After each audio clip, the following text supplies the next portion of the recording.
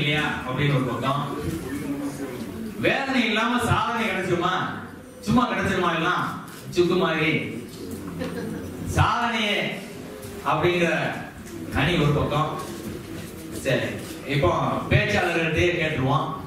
முதல்ல வெளிநாட்டு வாழ்க்கைங்கிறது சாதனையே அப்படிங்கிற அன்னைக்கு துவக்க பேச்சாளரா பட்டிமன்றத்தை துவங்க வராரு செல்வேந்தர் ஸ்டீபன்.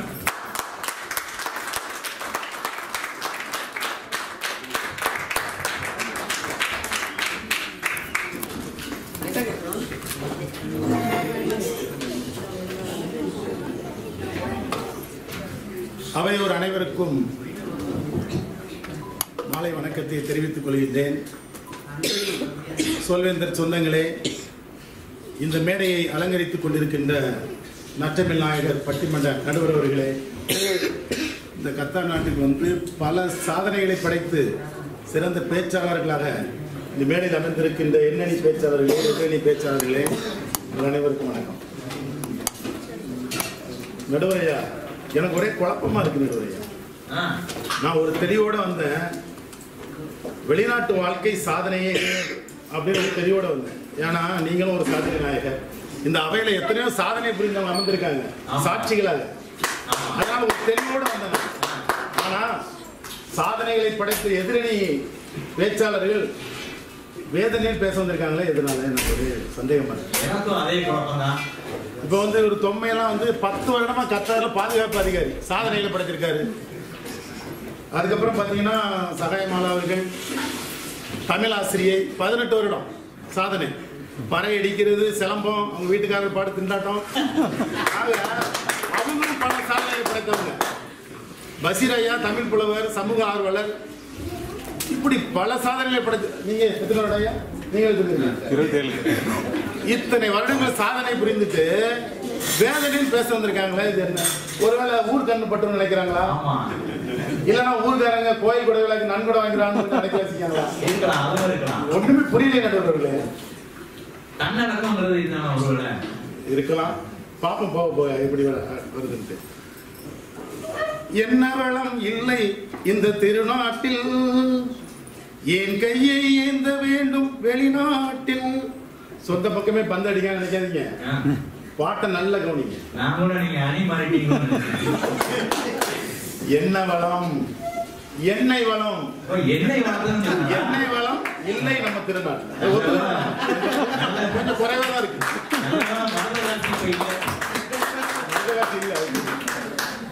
ஆனா மனித வளம் மிக அதிகமா இருக்கு நம்ம நாட்டுல.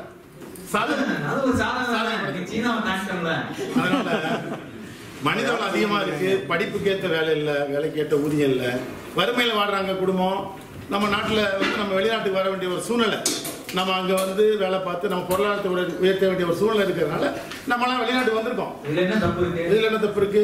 அதுவும் வெளிநாட்டுல வந்து நம்ம மட்டுமா பொருளாதாரத்துல முன்னேறி இருக்கோம், நம்ம நாடும் நம்மளால பொருளாதாரத்துல முன்னேறி இருக்குது இல்லையா? வெளிநாட்டுல போய் இப்படி சாதனை படைக்கிறது நமக்கு ஒண்ணு புதிது இல்லவே. 5000 வருஷம் 4000 வருடங்கள் முன்பே நம்ம தமிழ் மன்னர்கள், தமிழர்கள் உலகம் எங்க போய் சாதனை படைச்சிருக்காங்க தெரியுமா? கம்போடியால அவங்க கட்டின கட்டடம் இன்னைக்கு வரைக்கும் கம்பீரமா நிக்குது. இவங்க பாத்துருக்காங்களா, கேள்விப்பட்டிருக்காங்களா தெரியல. பாருங்க, நம்ம போதி தர்மர் சீனாவில் போய் நம்ம அடிமுறையெல்லாம் சொல்லி கொடுத்திருக்காரு, எவ்வளவு பெரிய சாதனை படைச்சிருக்காரு. கோட்கையினுடைய முத்து ரோமாபுரி மகாராணியுடைய கிரீடத்தில் இருக்கிறது என்றால் இதற்கு மேல் என்ன சாட்சி உண்டு? நம்முடைய இந்தியர்கள் சென்று உலகமும் சாதனை படைத்தார்கள். நம்மளும் இந்த ஊர்ல வந்து நம்முடைய திறமைகளை காட்டி நம்ம பொருளாதாரத்தை முன்னேறி இருக்கோம், நம்ம குடும்பம் மகிழ்ச்சியா இருக்கு, நம்ம தாய் தகப்பங்க மகிழ்ச்சியா இருக்காங்க. பாருங்களேன், நம்ம தாய்மாரெல்லாம் இப்ப வந்து ஊர்ல இருந்து இந்த பொழுதிலும் பெரிதோருக்கும் தன்மகனை வெளிநாட்டில் வேலை பார்ப்போம் என்று சந்தோஷமா தாய்கள் இருக்காங்க.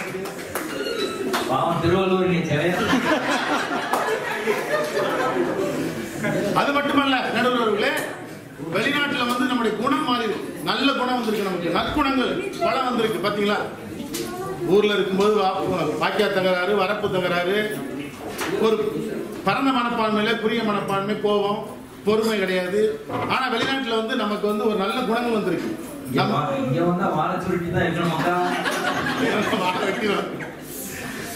பாருங்க, இங்க வந்து நமக்கு நம்ம ஊர்ல நிறைய ஜாதி மதம் சாதி சங்கங்கள் இருக்கு. இங்க வந்து நம்ம அப்படியே இருக்கோம்.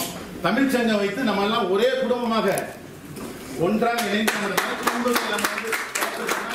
இதெல்லாம் வெளிநாட்டு வாழ்க்கை கொடுத்த சாதனை இல்லையா? ஒரு வரிசையில நிக்கிறத இங்க வந்து தானே கத்துக்கிட்டோம் நம்ம. அது மட்டுமல்ல நடுவர் அவர்களே, நம்ம எல்லாம் பாசக்காரங்களை மாத்திருந்த வெளிநாட்டு வாழ்க்கை. ஆமா, இப்போ சிங்கமா தான் அம்மாவோட ஞாபகம் வந்துச்சு. அம்மா பாசம் பட்டாதானே தெரியல. விழாக்கள்ல நம்ம இருக்கும்போது தான் நம்ம சொந்தக்காரங்களை விட்டுட்டவன் அந்த பாசத்தெல்லாம் உணர முடியும்.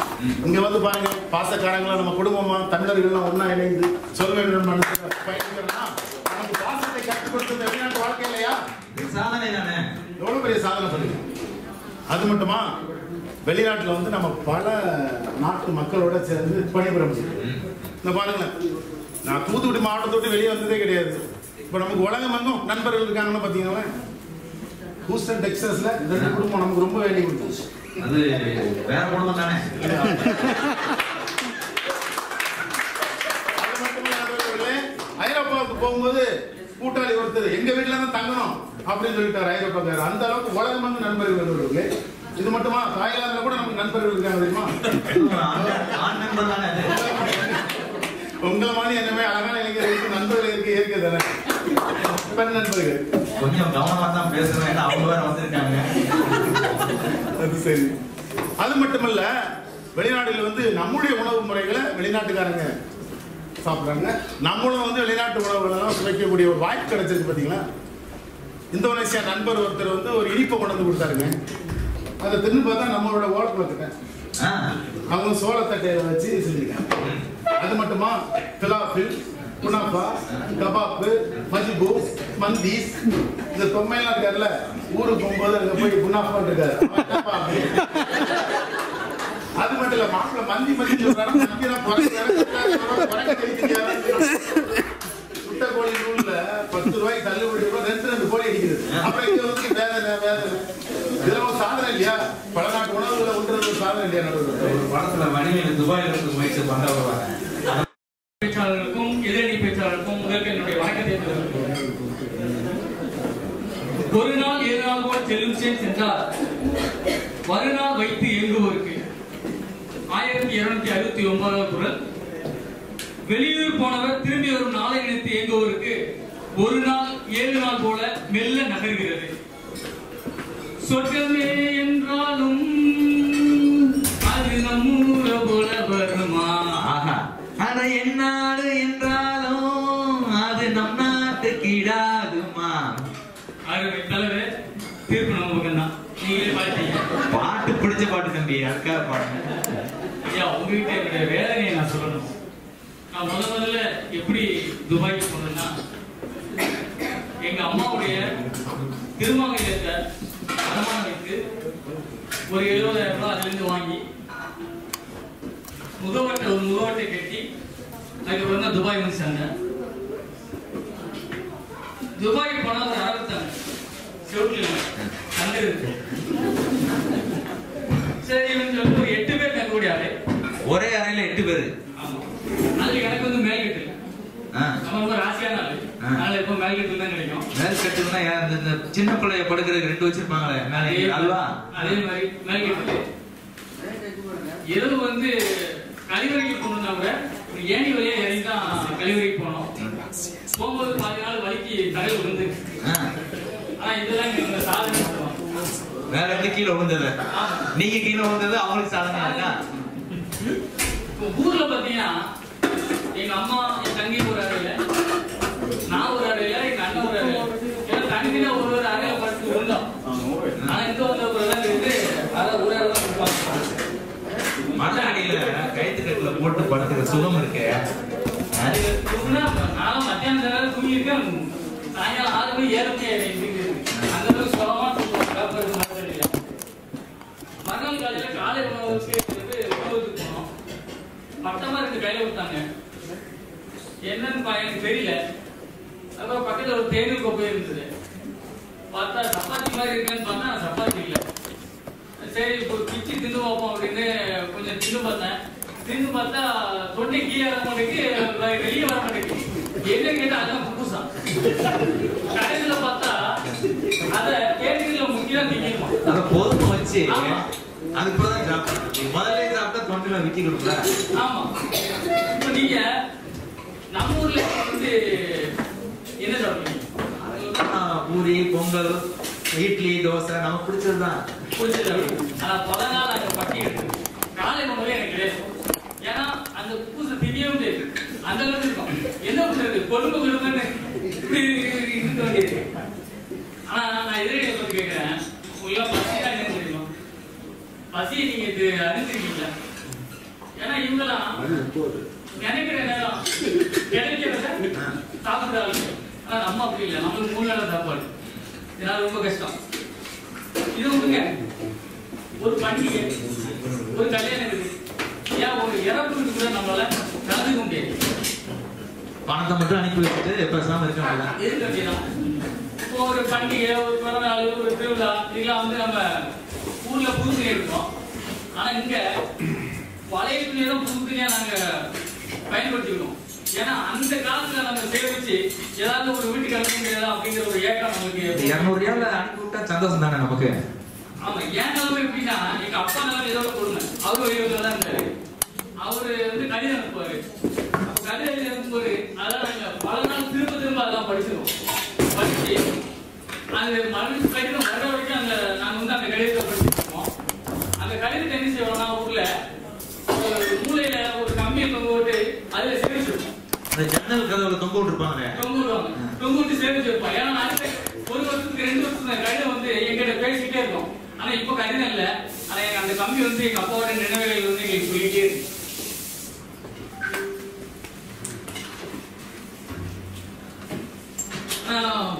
ஊர்ல இருக்கும் போது பலா போன காதல் வந்து வச்சிருச்சு. காதல் பாழா போனதா உங்களுக்கு? பலதான் போயிட்டேன். அப்பெல்லாம் என்ன பண்ணுவோம், எங்கேயாச்சும் ஒரு குளத்தங்கரையிலோ இல்ல ஒரு கோயில் தொட்டிலையோ உட்காந்து பல கதைகளை வந்து பேசிட்டு இருப்பேன். யாரும் பார்க்க மாட்டாங்களா? எல்லாருமே கேட்க மாட்டாங்க. இவன் ஏதாவது பேசிட்டு இருக்கான். நல்ல ஊரா இருக்கும் போலுங்க. ஏன்னா அந்த அளவுக்கு நம்மளுக்கு வந்து அந்த சுதந்திரம் இருந்தது.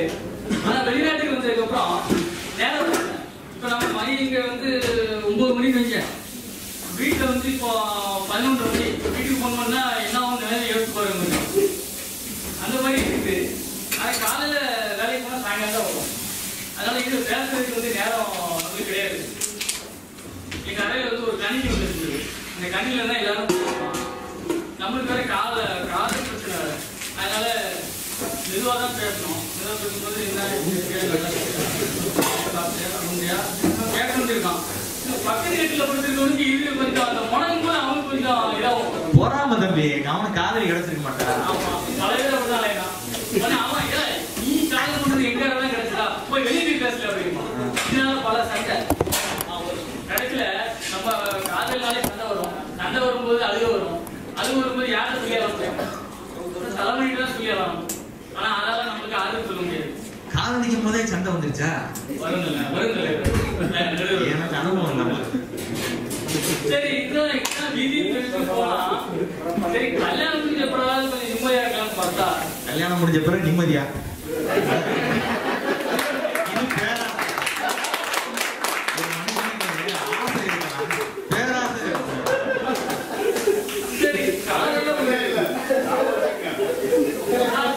காலையில ஒரு வணக்கம் அனுப்பணும். அது வணக்கம் அனுப்பணும்னா சண்டை. இடிக்கு மாத்திரை போட்ட மாதிரி காலை மதியம் இரவு 3 வேளையும் நம்ம வந்து பேசணும். அப்படி பேசலன்னா சண்டை வரும். என்ன வாட்ஸ்அப் முழுக்க ஒரே செய்தியா தான் இருக்கும். இதுல அனுப்பினாலும் சண்டை, அனுப்பாட்டாலும் சண்டை. நீங்க நிறைய இருக்கு போறீங்களா? இப்பதான் அந்த குட் மார்னிங் குட் நைட் நிறைய அனுப்புறாங்க. அதுல ஒண்ணு அனுப்பி விட்டுற வேண்டியதானே? எங்க போய் சொல்ல வேலையே. சரி, இங்கதான் சோழரும் போய்க்கணும்னு பார்த்தா, ஒரு சரி ஊர்ல போய் கொஞ்சம் நிம்மதியா இருக்கலாம்னு பார்த்தா, அங்க போனா நீங்க சும்மா தானே இருக்கீங்க, கொஞ்சம் துணியை துவச்சு போடுங்க. நீங்க சும்மா தான் இருக்கீங்க, கொஞ்சம் பாத்திரத்தை கழுவுங்களேன். இந்த பிரச்சனை அங்க போனாலும் இருக்கா? நீங்க சும்மா தானே இருக்கீங்க, கொஞ்சம் பிள்ளைய பள்ளிக்கூடத்துக்கு கூட்டுவாங்களேன். அங்கேயும் போனா நம்ம தான் குழம்பு வைக்க வேண்டியது. அங்கேதான் செய்யறீங்க, இங்க செஞ்சா என்ன? மனைவிதான் எப்படி இருக்கான்னு பார்த்தா, சொந்தக்காரன் தொந்தரவு அதோட பெரிய தொந்தரவு. அவன் எனக்கு எங்க குறையலாம், எனக்கு எங்க வீசக்கார தைலம், எனக்கு எங்க பேர் சம்பளம், எனக்கு எங்க இருக்கிற பிரச்சனைகளை அவன் வேற. பணம் மரத்திலே கேட்குது. போன உடனே பறிச்சு பெட்டில அடிக்கி உடனே சரின்னு சொல்லிட்டு இவங்க முட்டாய் எல்லாம் வாங்கிட்டு போறதுக்கு நம்ம வேளாத வெயில குளிர்லயும் கஷ்டப்பட்டு நம்ம சம்பாதிக்கிற பணம் அது அவங்களுக்கு தான் புரியலன்னா எதிரணிக்காரங்களுக்கும் புரியல. இது நான் எங்க போய் சொல்லுவேன்? குடும்பம் கோயிலுக்கு போனா அங்க ஒரு குடும்பம் திங்கு அடிச்சான். அந்த கதையா இருக்கு. இவங்க அது தலையை விரிச்சு போட்டு கடைசியா ஒண்ணு ஞாபகம் வருது. என்ன இருந்தாலும் இது அடுத்த வீடு. அவங்க சொல்லப்படிதான் நம்ம கேட்கணும், அவங்க சொல்லப்படிதான் நம்ம இருக்கணும். நம்ம வீட்டுனா நம்ம சுதந்திரமா இருக்கலாம், சந்தோஷமா இருக்கலாம். அதனால வெளிநாட்டு வாழ்க்கை வேதனையே வேதனையே வேதனையே என்று சொல்லி வாய்ப்பு நன்றி பேசுகிறேன். இவருக்கு உள்ளூர்ல காதலிக்கும் போது கூட பிரச்சனை இல்லையா, வெளியூர்ல வந்து அந்த கூட இருக்கிற அறையில உள்ளவன் பேசுனா சத்தம் போட்டிருக்கான் உங்களுக்கு. அது மட்டுமா ஊர்ல போனாலும் நிம்மதியா இருக்க விடுறாங்களா? முறைக்குன்னு போறோம், அங்கேயாவது ஒரு ஓய்வு எடுக்கலாம்னு பார்த்தா வீட்டுக்காரமா சும்மா தானே இருக்கீங்க, போயிட்டு வாங்க அப்படின்னு. சரி, இப்ப சாதனையே அப்படிங்கிற அன்னைக்கு 2வது பேச்சாளர் வராரு சொல்வேந்தர் எம்பி சார்.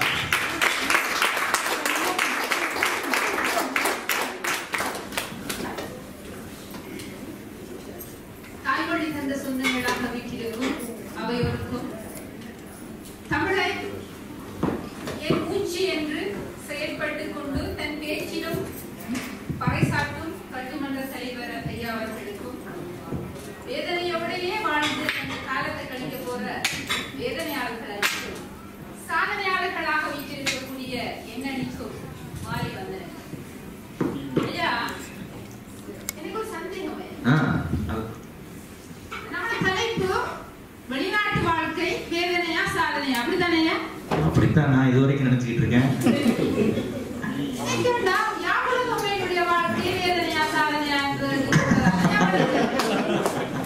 அவர் கதையை கேட்கறதுக்கு அவங்க இருக்கோம். அவருடைய தாய்மொழி திருவாங்கல்யத்தை கொடுத்துதான் துபாய்க்கு போனதா? நான் அடிச்சு சொல்றேன், அவருடைய தாயில அந்த பெருமதிக்கு பல மடங்கு பெருமதியான நகை திரும்பி கொடுத்திருப்பாரு. அது அம்மா தெரியாம மனைவிட்ட கொடுத்துருப்பாருமா, காதலிச்சு வேற கட்டிருக்காருல்ல. காதலை பத்தியே கூடுதலா பேசிக்கிறீங்களா? கொடுத்திருப்பாரு போல இருக்கிறார். அடுத்தது இன்னொன்று சொன்னார், நீங்க பசியை கண்டிருக்கிறீர்களா என்று கேட்டார். நாங்க அம்மாடியில பிள்ளைகளா? நீங்க 3 வேளை தான் சாப்பிடுறீங்க, அவரும் 3 வேளை தான் சாப்பிடுறாரு. நாங்க அம்மாடியில பசியை தெரியாது, நாங்கள் கஷ்டப்பட்டு வேதனையோடு செய்யறோம். மாற்றிக்கொண்டிருக்கணும். நீங்களும் ஆமா, ஒரு குப்பூசம் மட்டுமே சாப்பிட்டு இருந்தா எப்படி? நீங்க சாப்பிட்டு நல்ல உழைக்கிறீங்க, நீங்க மனதோட ஃபேமிலி கடுப்புங்க, குடும்பத்துக்கு கொடுங்க. நீங்க தின்னாமலைக்கு நீங்க அங்க அனுப்புறீங்க, இவர் இருந்தாலும் சித்தரவுலாம் நீங்க நல்லா இருக்கல, உங்க மாதிரி பிள்ளைங்க வந்து நல்லா வாழ முடியும் இல்லையா? இல்லையா? ஆமா. அடுத்தது ஐயா, இவர் சொன்னா இங்க இருந்தாலும் வேதனை, நாட்டுக்கு போனாலும் வேதனை. அப்ப எங்க அவருக்கு சந்தோஷமா வாழ போறாரு? ஆமா, அப்படிதான் போல தெரியும்.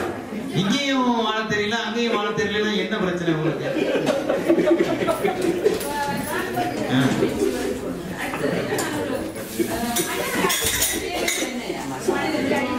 உண்ண உணவு, உடுக்க உடை, உறைவிடம்.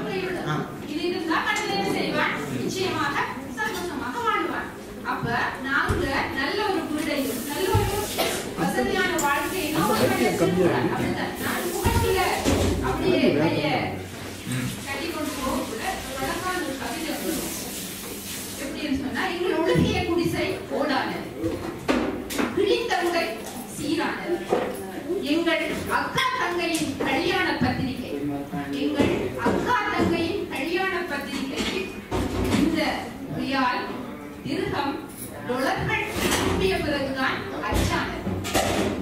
அருமையான இது சாதனை இல்லையா? இது பேர் வேதனையா?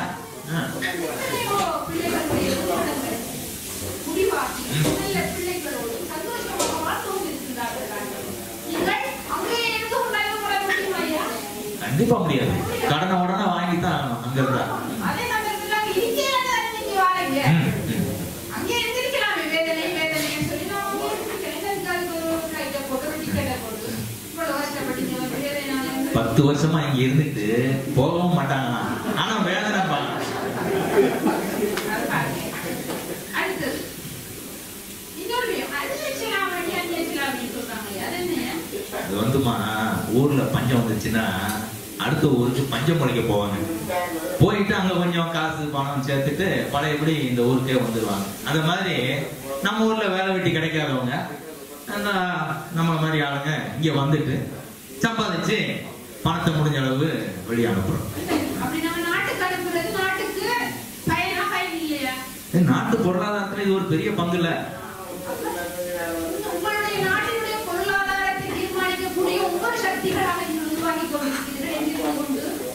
வெளிநாட்டுல இருந்து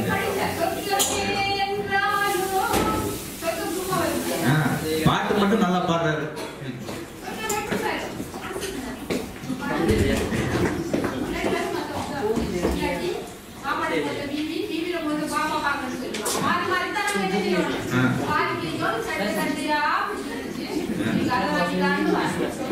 இவ்வளவு பணத்தை அனுப்பினாலே பிரச்சனை வருது.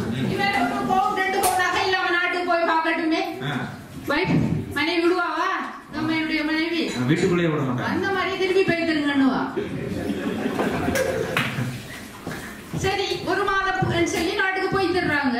போய் நின்றுட்டா எப்படா லீவு முடியுது திரும்ப போய் தரலாம் அப்படித்தானே இருக்கும். அங்க வந்து சொல்ல திருமணத்துக்கு போனாலும் நம்ம பேசுறத கேட்பாங்க. அங்க பாய்க்கு கொடுக்க குழம்பையும் அங்க கழுகுற உடுப்பையும் நம்ம தனியா வந்து வெளிநாட்டுல கழுகலாமே ஓடியே வந்துருவாங்க ஐயா. இதுல வேதனை வரும். இங்கேயாவது ஒரு ஆளுக்கு அங்க போன குடும்பத்துக்கே செய்யணும். குடும்பத்துக்கே செய்யணும். அப்ப இந்த வேதனை என்ன? நாங்கள் சாதனைகளாக நாம் ஆடிக்கொண்டிருக்கின்றோம். ஒரு நாட்டினுடைய கலாச்சாரம் பாரம்பரியம் உணவு உடை எல்லாம் இன்னொரு நாட்டுக்கு நாங்கள் எவ்வாறு அறிமுகப்படுத்துவது? கத்தார் நாட்டில் தமிழர்களுடைய பண்பாடு என்ன? தமிழர்கள் என்ன வகையான உடைகளை உடுப்பார்கள், எவ்வகையான உணவுகளை உண்பார்கள் என்பதை நாங்கள் எங்களுடைய செயல்கள் மூலமாக காட்டிக் கொண்டிருக்கிறோம். ஐயா நான் 6 மாதத்துக்கு முதல் எக்ஸ்போ போயிட்டுதான் ஐயா கத்தாரில். அதுல நான் தன்னார்வ தொண்டராக வேலை செய்து கொண்டிருந்தேன் ஐயா. பலதரப்பட்ட நாடுகளை சேர்ந்தவர்களை நான் சந்தித்திருக்கிறேன். நான் என்னிடம் ஒரு ஹிந்தி பேசக்கூடியவர் சொல்லுவார் தண்ணி வேணுமான்னு கேட்பார். நான் அவர்கிட்ட கேட்பேன் எப்படி கி ஆப்கே பாணி சாகியேன்னு கேட்பேன். இது நான் நாட்டில இருந்தா முடியுமா?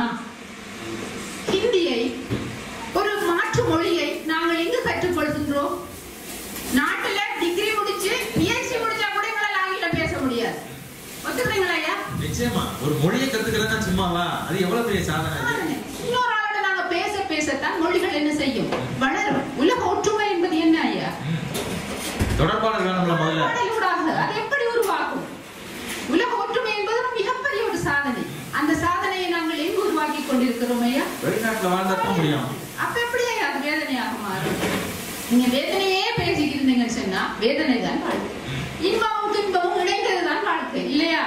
இன்பத்தையே நாங்கள் அனுபவிச்சுக்க இருக்க முடியாது, துன்பத்தையே நாங்கள் என்ன செய்ய முடியாது, அனுபவித்துக் கொள்ள முடியவே முடியாது. இன்பமும் துன்பமும் இணைந்ததுதான் வாழ்க்கை. அந்த வாழ்க்கையை நாங்கள் வாழ்ந்து நீங்கள் எத்தனையோ பல வரலாற்று ஆசிரியர்களை படித்திருப்பீர்கள்.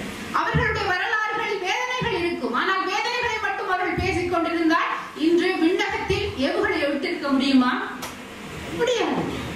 அப்ப வேதனைகளை நாங்கள் என்ன செய்ய வேண்டும் ஐயா? சாதனைகளாக மாற்றிக்கொள்ள வேண்டும். அப்படி மாற்றிக்கொள்வதன் ஊடாகத்தான் எங்களுடைய சுற்றம் வளரும், எங்களுடைய நாடு வளரும், எங்களுடைய சமுதாயம் வளரும். ஆகவே வெளிநாட்டு வாழ்க்கை என்பது நிச்சயமாக வேதனையே அல்ல, சாதனை சாதனை சாதனை என்று கூறி விடைபெறுகிறேன். நன்றி. வணக்கம்.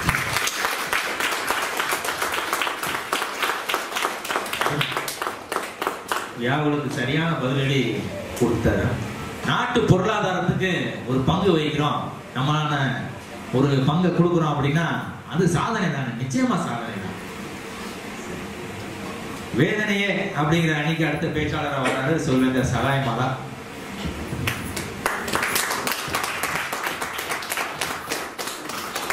கனியிட ஏறிய சுவையும் முற்றல் கடையிட ஏறிய சாரும் பனிமலர் ஏறிய தேனும் காய்ச்சும் பாடிட ஏறிய சுவையும் நனிபசு பொழியும் பாலும் தென்னை நல்கிய குளிரிட நீரும் இனியன என்பேன் எனினும் தமிழை என்னுயிர் என்பேன் கண்டீர்.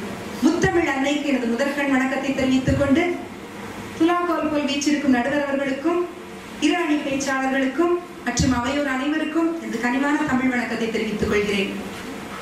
நடுவர் அவர்களே, எதிரணியிலிருந்து 2 பேர் வந்து பேசிட்டு போனாங்க. சாதனைன்னு சொல்லி தமா தும்முன்னு குதிச்சாங்க. கொஞ்சம் கவனிச்சு கேட்டிருந்தீங்கன்னா தெரியும், வெளிநாட்டுல வந்து விதவிதமான சாப்பாடுகள்லாம் சாப்பிட்டாங்களாம். Kunafa சாப்பிட்டாங்களாம், kebab சாப்பிட்டாங்களாம். ஒரு பொழைப்புக்குன்னு ஒரு இடத்துக்கு போகும்பொழுது அந்த நாட்டு உணவை சாப்பிட்றதெல்லாம் ஒரு சாதனை ஐயா. அது வந்துமா சிலரு மேல இருந்து பொத்துன்னு கீழே விழுந்துருவாங்க. யாரும் பார்க்கலைன்னா எந்திரிச்சு போயிடுவான். பார்த்துட்டோம்னு வச்சுக்கோங்களேன், எனக்கு வலிக்கலையே அப்படின்பா. அந்த மாதிரி இருக்கு நல்ல பையன். இன்னும் தாங்க, ஊர்ல இருந்து பெற்றோர்கள் எல்லாம் வெளிநாட்டுக்கு கூட்டிட்டு வராங்களாம். கூட்டிட்டு வந்து என்ன சுத்தி காட்டுறீங்க? சஃபாரி மால் இதத்தான காட்டுறீங்க. நம்ம ஊர்ல இல்லாத இடமா இந்த வெளிநாட்டுல இருக்கிற போது அப்புறம் ஒரு மாதத்துல திரும்பி கொண்டு வீட்டுக்குள்ள விட போறீங்க. இதுல எங்க சாதனை நீங்க செஞ்சிட்டீங்க? சின்ன பிள்ளைங்க மிட்டாய் கொடுத்த மாதிரி. ஆமா, ஏமாத்துறது. இப்ப பாத்தீங்கன்னா, இப்போ ஊர்ல எல்லாம் குறிப்பாக மற்ற நாடுகள் எல்லா இடங்கள்லயுமே காப்பாளர்கள் இருக்குது. அங்க எல்லாம் என்ன செய்வாங்க, வயதான பிறகு முதியவர்களை விட்டுட்டு இங்க இருந்து உங்களுக்கு தேவையான பணம் எல்லாம் நான் அனுப்பி தரேன்னா முடிஞ்ச நேரம் எல்லாம் வந்து பாக்குறேன்னு சொல்லிட்டு வருவாங்க. ஆனா அவங்க முடிஞ்ச பிறகுதான் போய் பார்ப்பாங்க. அந்த மாதிரி இருக்கு. இவங்க வெளிநாட்டு வாழ்க்கையில இவ்வளவு பெருமையா பேசிட்டு இருக்கிறத பாத்தீங்கன்னா, நல்லா ஊர்ல இருக்கிறவங்க கூட கெட்டு போய் இங்க வந்து இந்த குழிக்குள்ள விழுந்துருவான்.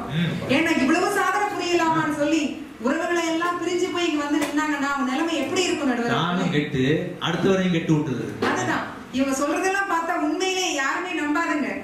ஏன்னா இவங்க எல்லாருமே உண்மையிலே சாதனையாளர்கள். ஏன்னு சொல்றது தெரியுமா? இவங்க எல்லாம் உள்ள இருக்கிற வேதனைகளெல்லாம் மறைச்சிட்டு வெளியில வந்து வெளிப்படையான ஒரு சந்தோஷத்தை மட்டும் இங்க வந்து சொல்லிட்டு போறாங்க. அவங்க உள்ளுக்குள்ளதான் இருக்கு தெரியும் அவங்களுக்கு இருக்கிற வேதனை எல்லாம். அதனால அந்த விதத்துல நீங்க என்னவோ சாதனையாளர்கள் தான். பொய் சொல்றதே ஒரு சாதனை ஆகிட்டாங்க. ஆமா, அதான் அந்த நடுவர்களே. இப்ப பாத்தீங்கன்னா இம்திசா அம்மா வந்து சொன்னாங்க, நாடுகள் எல்லாம் ஒற்றுமையா வச்சிருக்குதான், குடும்பத்தையே ஒற்றுமையா பார்க்க தெரியல. இதுல நாடுகள் எல்லாம் ஒற்றுமையா இணைக்கிற வச்சு என்ன செய்ய போறோம்? நம்ம முதல்ல வீட்டுக்காரோட சண்டை விடாம இருக்கமா, நாட்டு ஒற்றுமையை பத்தி பேசலாம். வீட்டை பார்க்காம நாட்டை பாக்குறோமா நம்ம? சரி, வெளிநாட்டு வாழ்க்கைன்னா என்னங்க ஐயா? வெறுமனே ஒரு தங்க முலாம் பூசப்பட்ட வாழ்க்கை தான் அந்த வெளிநாட்டு வாழ்க்கை. பாக்குறதுக்கு என்னவோ பளபளன்னு இருக்கும். ஆனா அதை வாழ்றவனுக்கு தான் தெரியும் அதுல இருக்கக்கூடிய வலியும் வேதனை என்ன அப்படின்னு. நான் வந்து இங்க பளபளப்பா இருக்கிறவங்களை பத்தி நான் சொல்ல வரல. நூத்துக்கணக்கான பேர் மட்டும் இல்ல, கணக்கான மக்கள் வந்து தன்னுடைய பெற்றோர்களை விட்டுட்டு, மனைவியை விட்டுட்டு, பிள்ளைகளை விட்டுட்டு இங்க பிரிஞ்சு வந்து இருந்து கஷ்டப்பட்டுட்டு இருக்கிறாங்களே, அவங்களுக்காக தான் நான் பேச வந்திருக்கிறேன். இப்போ ஒரு கிளியை நம்ம வளர்க்கிறோம், அழகான ஒரு தங்க கூண்டுல வச்சு வளர்க்கிறோம். அதுக்கு தேவையான பால், பழம், தண்ணி எல்லாமே கொடுக்குறோம். நம்ம எங்கெல்லாம் போறோம் அந்த கூண்டை எடுத்துட்டு போய் எல்லா இடமும் சுத்தி காட்டுறோம். அந்த கிளிய கூண்டுக்குள்ள அழகான வளையங்கள் எல்லாம் கட்டி விட்டு அதுக்கு விளையாடுறதுக்கெல்லாம் ஏற்பாடு செய்யறோம். அந்த கிளி வந்து விளையாடுறது, குதிக்குது, எல்லாம் செய்யுது. அதை பாக்குறதுக்கு என்னவோ அது மகிழ்ச்சியா இருக்கிற மாதிரி தோணும். நமக்கு தான் அது மகிழ்ச்சியா இருக்கும். உண்மையிலே அந்த கிளி மகிழ்ச்சியா இருக்குமா நடுவர் அவர்களே? கிளினா மரத்துல கூடு கட்டி சக கிளிகளோட கிச்சு கிச்சு கிச்சு சத்தம் போட்டு சுதந்திரமா இருக்கணும். அதுதான் வந்து கிளிக்கு வாழ்க்கை. அதுதான், அது வந்து தன்னிடத்து பறவைகளோட சுதந்திரமா தெரிஞ்சிட்டு இருந்தாலும் அது மகிழ்ச்சியா இருக்க முடியும். அதை விட்டுட்டு எனக்கு எல்லாமே பால் கிடைக்குது, பழம் கிடைக்குதுன்னு உள்ளவே இருந்தா அது மகிழ்ச்சியா இருக்குமா? வேதனையா தானே இருக்கும். அது அதை சும்மா வச்சிருப்பாங்க நினைக்கீங்களா? நாக்கை கீறி விட்டு கூட பேசுமா. என்னென்ன கொடுமை எல்லாம் நடக்குது பாருங்க நடுவர் அவர்களே. இது மட்டுமா? இப்ப இந்த வெளிநாட்டு வாழ்க்கை வந்து இப்படி கூண்டுக்குள்ள அடப்பட்ட கிளி மாதிரி தான் நம்ம நண்பர்கள் எல்லாம் இங்க சிக்கிக்கிட்டு இருக்கிறாங்க. ஒரு அவசரத்துக்கோ ஒரு நல்லது கெட்டதுக்கோ எதுக்காவது ஊருக்கு போக முடியுமா? போக முடியாது. இது மட்டும் இல்ல, இப்ப வந்து உடம்பு சரியில்லைன்னு வச்சுக்கோங்களேன், இங்க தனியா இருக்கிறாங்க, உடம்பு சரியில்லை. ஊர்ல இருந்தாவது நம்ம உறவுக்காரங்க பார்ப்பாங்க, அம்மா அப்பா பார்ப்பாங்க, பாக்குறதுக்கு எத்தனையோ பேர் இருக்காங்க. இப்ப இடையில எல்லாம் அந்த கொரோனான்னு ஒரு நோய் வந்துச்சு. அந்த நோய் வந்த உடனே இங்க இருக்கிற தனியா வேலை செய்யறவங்களோட நிலைமை எப்படி இருந்திருக்கணும் கொஞ்சம் நினைச்சு பாருங்க நடுவர் அவர்களே. ஆணி அடிச்ச மாதிரி இங்கேயும் அங்கேயும் நகர முடியாம ஆயிடுச்சுல. அதுதான், எங்கேயுமே ஒரு பராமரிப்புக்கு ஒரு ஆள் கூட இல்லாம தனியா இருக்கிறது எவ்வளவு ஒரு வேதனையான விடையானவர்களே. இப்ப பாத்தீங்கன்னா இவங்க எல்லாம் சொல்றாங்க பெரிய சாதனைகள் புரிஞ்சோன்னு, தன்னை பெற்றவர்களை பார்க்க முடியாத அளவுக்கு ரொம்ப என்ன சொல்றாங்க, கடுமையா உழைச்சிட்டு இருக்காங்க, உழைப்புன்னு. ஆனா இவங்க ஊர்ல வந்து கஷ்டப்படுற மாதிரி நான் ரொம்ப உழைக்கிறேன்னு சொல்றது. ஆனா இங்க பாத்தீங்கன்னா என்னென்ன சொல்றாங்க பாருங்க, நாங்க அதை சாதிச்சுட்டு இருக்கிறோம், இதை சாதிச்சுட்டு இருக்கிறோம். வீட்டுல உள்ளவங்க எல்லாம் வேதனையில இருப்பாங்க, ஐயோ பிள்ளை வெளிநாட்டுல கஷ்டப்பட்டு வேலை செய்யறானேன்னு. இவங்க என்னடானா சொல்லிட்டு இருக்கிறாங்க, அவங்க கஷ்டத்தை மறந்துகிட்டு. இது ஒரு புறம் இருக்க. இப்ப எடுத்துக்காட்டா எங்க ஒரு எடுத்துக்கோமே, எங்க அப்பா வந்து கிட்டத்தட்ட 25 வருடங்கள் சவுதி அரேபியால இருந்தாங்க. எங்க வீட்டுல எங்க அண்ணா முதல் குழந்தைய பிறக்கும் பொழுது கூட அவங்களால பார்க்க வர முடியல. ஒரு தகப்பனுக்கு தன்னுடைய குழந்தை பிறக்கும் பொழுது தான் தான் அதை முதல்ல கையில் எடுத்து அள்ளி கொஞ்சணும்னு நினைப்பா இல்லையா? அந்த ஒரு சின்ன மகிழ்ச்சி கூட இந்த வெளிநாட்டுல வாழக்கூடிய சகோதரர்களுக்கு கிடைக்கிறது இல்ல நடுவர் அவர்களே. இது வேதனை தானே. முதல் பிள்ளைய கையில வாங்குறதுன்னா அது எவ்வளவு பெரிய ஒரு சுகம். அது கிடைக்கலன்னா அப்புறம் என்ன இருக்கு வெளிநாட்டு வாழ்க்கையில? அதுதான் நடுவர் அவர்களே. அதை அந்த இடத்துல இருந்து புரிஞ்சவங்களுக்கு தான் தெரியும் இல்லீங்களா? இப்ப பாத்தீங்கன்னா வெளிநாட்டுல இருக்கிற மக்கள் எல்லாம் ரொம்ப மகிழ்ச்சியா இருக்கிற மாதிரி நம்ம காட்டிக்கிட்டே ஊருக்கு போறது. ஆனா அங்க போகும் பொழுது நம்மகிட்ட இருக்கிற வேதனைகள் எல்லாம் அங்க காமிக்கிறது கிடையாது. இதெல்லாம் அவங்க நினைச்சிட்டு என்ன செய்வாங்க, வெளிநாட்டுல இருந்து ஏதோ தங்கமும் பணமும் கொட்டுது போருக்கு, இவங்க வீட்டுல எந்த பிரச்சனையும் இல்லாம நிம்மதியா இருக்கிறாங்களே, அப்போ உண்மையிலே இவங்க மகிழ்ச்சியா தான் இருக்கிறாங்க பொருட்கள் ஒரு காட்சியை காட்டுறது. போகும் பொழுது கையில கை செயின் என்ன, மோதிரம் என்ன, கழுத்துல தங்க சங்கிலி என்ன, அப்படி போய் நிற்பாங்க. அந்த ஊருக்கு போறதுக்குன்னு ஒரு உடை வச்சிருப்பாங்க. இப்பெல்லாம் அந்த கோட்டு மாதிரியான ஆடைகளை கூட உடுத்திட்டு போறாங்க. சரி, இது ஒரு புறம் இருக்க. இப்படி தனியா பிரிஞ்சிருக்கிறவங்க தான் இங்கேயும் அங்கேயுமா அல்லாடுறாங்கன்னு பார்த்தா நீங்க கேட்கலாம், ஏமா நீங்க எல்லாம் புருஷன் குழந்தைங்களோட இங்க ஊர்ல தானே இருக்கிறீங்க, வெளிநாட்டுலயே இருந்துகிட்டு போக மாட்டேங்கிறீங்க, ஆனா வேதனைங்கிறீங்களேன்னு கேக்குறீங்களே. என்னமா வேதனை? இங்க என்ன மாமியார் கொடுமையா, நாத்தனார் கொடுமையா? அதை மட்டும் தப்பிச்சு இங்க வரலாம் வந்தோம், வேற விதமான பிரச்சனையில மாட்டிக்கிட்டோம். அதைத்தான் சொல்ல. அதாவது எங்க அம்மா அப்பா பிரிஞ்சு வாழ்ந்ததுனால சரி பிள்ளைய வெளிநாட்டு மாப்பிள்ளையை கட்டி கொடுத்தா கூட்டிட்டு போறதா இருக்கணும், நம்மள மாதிரி இப்படி 25 வருடமா பிரிஞ்சு கஷ்டப்படக்கூடாதுன்னு சொல்லிட்டு கட்டி கொடுத்தாங்க. இங்க வந்தா என் வீட்டுக்காரர் என்னவோ கடலுக்குள்ள வேலை செய்யறாரு, ஒரு வாரம் அங்கேயும் ஒரு வாரம் இங்கேயும். அதுவே வேலை தான் நடுவர்களே. தண்ணிக்குள்ள போயிருந்தா ஆமாய்யா, கடலுக்குள்ள போயிடாது. கொஞ்ச நாள் கரையில கொஞ்ச நாள் கடல்ல. ஆமா, வாழ்க்கைதான். இவங்க பாத்தீங்கன்னா இவங்க உள்ள இருக்கும் பொழுது ஒரு அவசரம், நமக்கு ஏதாவது தேவை, பிள்ளைக்கு உடம்பு சரியில்லை, நமக்கு தான் உடம்பு சரியில்லை, யாரு பாப்பாங்க நடுவர் அவர்களே? இதுவும் வேதனையான விடயம் தானே. நீந்தியும் வர முடியாது அங்கிருந்து. ஆமா, வர முடியாது. ஒரு நல்லது கெட்டது கூட அவங்க உள்ள இருந்து வர முடியாது. ஷிஃப்ட் டியூட்டின்னு போட்டாங்கன்னா அந்த 7 நாள் முடிஞ்சதுக்கு அப்புறம் தான் விடுவாங்களாம். ரொம்ப அவசரமா தான் விடுவாங்களாம், மத்த காய்ச்சல் தலைவலிக்கெல்லாம் விட மாட்டாங்க. என்ன எடுக்கிறது நின்னுவோம்ல பாவம். ஆமா, சரி, இது எப்படி இருக்க. இதுதான் ஒரு வகையான பிரச்சனைன்னு பாத்தீங்கன்னா இங்க உள்ள பொருளாதார நிலைமையில என்ன ஆகுதுன்னா மக்களால அதிகமா பணத்தை கண்ட்ரோல் பண்ண முடியல. கொஞ்சம் அளவுக்கு அதிகமா பணப்புழக்கம் தேவைப்படுறதுனால என்ன பண்றாங்க, கணவன் மனைவி 2 பேருமே வேலைக்கு போறாங்க. இப்போ குழந்தையுடைய நிலைமை எப்படி இருக்குது, அந்தோ பரிதாபம். இவங்க வீட்டு அலுவலகத்துல இருந்து என்ன பண்றாங்க, கண்காணிப்பு கருவி மூலமா பிள்ளை என்ன பண்ணுதுன்னு பாக்குறாங்க. அந்த குளிர்சாதன பெட்டியில சாப்பாடு இருக்குமா, எடுத்து சூடு பண்ணி சாப்பிடு, உடம்பு சரியில்லையா அந்த மருந்து எடுத்து சாப்பிடுன்னு சொல்லிட்டு அங்க இருந்து அறிவிப்பு கொடுக்கிற மாதிரி இந்த அலைபேசியை எடுத்து அங்க இருந்து சொல்றாங்க. இதெல்லாம் எவ்வளவு கொடுமை நடுவர் அவர்களே. சில வீட்டுல இருக்கும் போதே கணவர் அப்படித்தான் சொல்லிடுறாங்க. அதாவது இந்த சின்ன குழந்தைங்க நம்ம ஊர்ல இருந்தாங்கன்னு வச்சுக்கோங்களேன், தாத்தா பாட்டி கூட மகிழ்ச்சியா இருப்பாங்க, கோயில்களுக்கு போவாங்க, வெளியில இறங்கி விளையாடுவாங்க, குற்றால அருவியில குளிச்சு மகிழ்வாங்க, எவ்வளவு சுதந்திரமா இருப்பாங்க. இங்க இருக்கிற சின்ன பிள்ளைங்களோட நிலைமை அதுவும் வாழ்க்கை தானே. அவங்க உண்மையிலே வேதனையா இருக்காங்கன்னு தானே நமக்கு தெரியுது. இத கடைசியா ஒரே ஒரு விஷயத்தை மட்டும் சொல்லிக் கொள்கிறேன் நடுவர் அவர்களே. இப்ப பாத்தீங்கன்னா அமெரிக்காவுல இந்த விசா கார்டு கிரீன் கார்டு ஒண்ணு கொடுக்குறாங்க. அது 3 வருடம் அங்க தங்கி இருந்தாதான் கொடுப்பாங்க. இதுல பெரிய கொடுமை என்னன்னா அந்த 3 வருடத்துல அங்க இருந்தவங்க என்ன அவசரத்துக்கும் ஊருக்கு போக முடியாது. இதனால இந்த மக்கள் எவ்வளவு அவதிப்படுறாங்க. நீங்க ஒரு செய்தி கேள்விப்பட்டிருப்பீங்க, தந்தை ஒருவர் இறந்து போகிறார் ஊரிலே. அவருடைய இறுதிச் சடங்குகளை காணொளி மூலமாக இணைய வாயிலாக செய்கிறார் மகன் அமெரிக்காவில் இருந்து கொண்டு. இதெல்லாம் எத்தனை வேதனையான விடயம் அல்லவா. கல்யாணத்தை கூட அதுல செய்வாங்க. இதுல இருந்து எல்லாமே செய்யறது பாருங்களேன். அப்ப இது எல்லாமே எனக்கு ஒரே ஒரு விஷயம் மட்டும் நான் சொல்லிக்கொள்ள ஆசைப்படுகிறேன். வாழ்க்கை என்பது வாழத்தான், வாழ்க்கை என்பது வாழத்தான். பின்னாளில் செலவழித்துக் கொள்ளலாம்னு நம்ம காசு பணத்தை சேர்த்து வைக்கலாம், பின்னாளில் செலவழித்துக் கொள்ளலாம் என்று காசு பணத்தை சேமித்து வைத்துக் கொள்ளலாம். ஆனா பின்னாளில் வாழ்ந்து கொள்ளலாம்னு ஒரு நாளை கூட சேமிச்சு வைக்க முடியாது. இத ஒரு நாளை மறந்து போயிடாம வெளிநாட்டுல இருக்கிறோட வாழ்க்கை இப்ப எப்படி இருக்குதுன்னா இந்த பணத்தை நோக்கி போயிட்டு இருக்கு.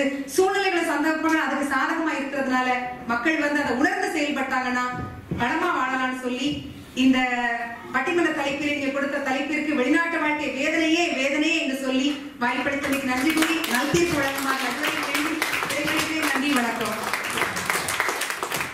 இவங்க எல்லாத்தையும் பார்த்து தங்கம் மூலம் பூசப்பட்ட தகரட்டப்பா அப்படின்ட்டாங்க. சாதனையே அப்படிங்கிற அணிக்கு நிறைவு பேச்சாளர் வராரு சொல்வேந்தர் எழில்.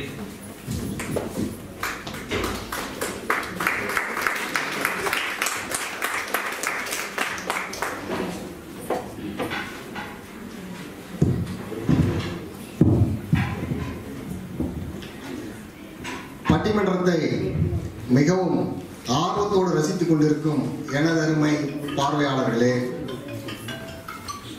வெளிநாட்டில் வந்து பல பட்டிமன்றங்களுக்கு தலைவராக பொறுப்பேற்று இன்று நமது பட்டிமன்றத்தின் நடுவராக வீட்டிருக்கும் ஐயா விஜயானந்த் அவர்களே, எண்ணணி சாதனையாளர்களே, எதிரணி வேதனையாளர்களே, அனைவருக்கும் எனது இனிய மாலை வணக்கம். நடுவரையா தொம்மைன்னு ஒருத்தர் வந்து பேசினார் ஐயா, இந்த மாடி படுக்கையிலேருந்து கீழே விழுந்தார். இதெல்லாம் ஒரு கதையாயா? எங்க வீட்டுல சொல்லுங்க, இது ஒரு பிரச்சனையா? இது ஒரு பிரச்சனையா? ஒரு 4 படி அதுல இருந்து லேசா வலிக்கு விழுந்துட்டாராம். அதுக்கு ஒரு பிரச்சனை சொல்றாரு. எங்க வீட்டுல பொண்ணும் பையனும் மாடி படுக்கை வேணும்னு என்கிட்ட சண்டை போட்டு கேக்குறாங்க. நான் இவ்வளவு சம்பாதிக்கிறேன், நானு அவங்களுக்கு வாங்க முடியல, இவருக்கு கிடைச்சிருக்கு. அதை வந்து சாதனைன்னு கொண்டாம வேதனைன்னு சொல்றாருங்க. இது எங்க போய் சொல்றது? பணத்தை ஊருக்கு அனுப்பிட்டா குப்பூஸ் தான் சாப்பிடணும், சாப்பிட்டது போக மிச்சத்தை அனுப்பணும். அனுப்பிட்டு சாப்பிட்டாக்கா குப்பூஸ் மட்டும் தான் சாப்பிட முடியும். எல்லாம் கிடைக்குது, இப்ப இட்லி தோசை எல்லாம் கிடைக்குது, அதை வாங்கி சாப்பிட வேண்டியதானே. அடுத்த ஒரு விஷயம் சொன்னாரையா, இந்த போன் போறவர்கள் வந்து போன் பேசணும்னு சொல்லி இருக்கிறாரு. போறவங்களை எப்படி போன் பேசிருக்காரு? பக்கத்துல உடனே கடுப்பேற்ற அளவுக்கு பேசிருக்காரு. அவனுக்கு கிடைக்காத ஒண்ணு இவருக்கு கிடைச்சிருக்கு. அப்ப சாதனையா இல்லையா?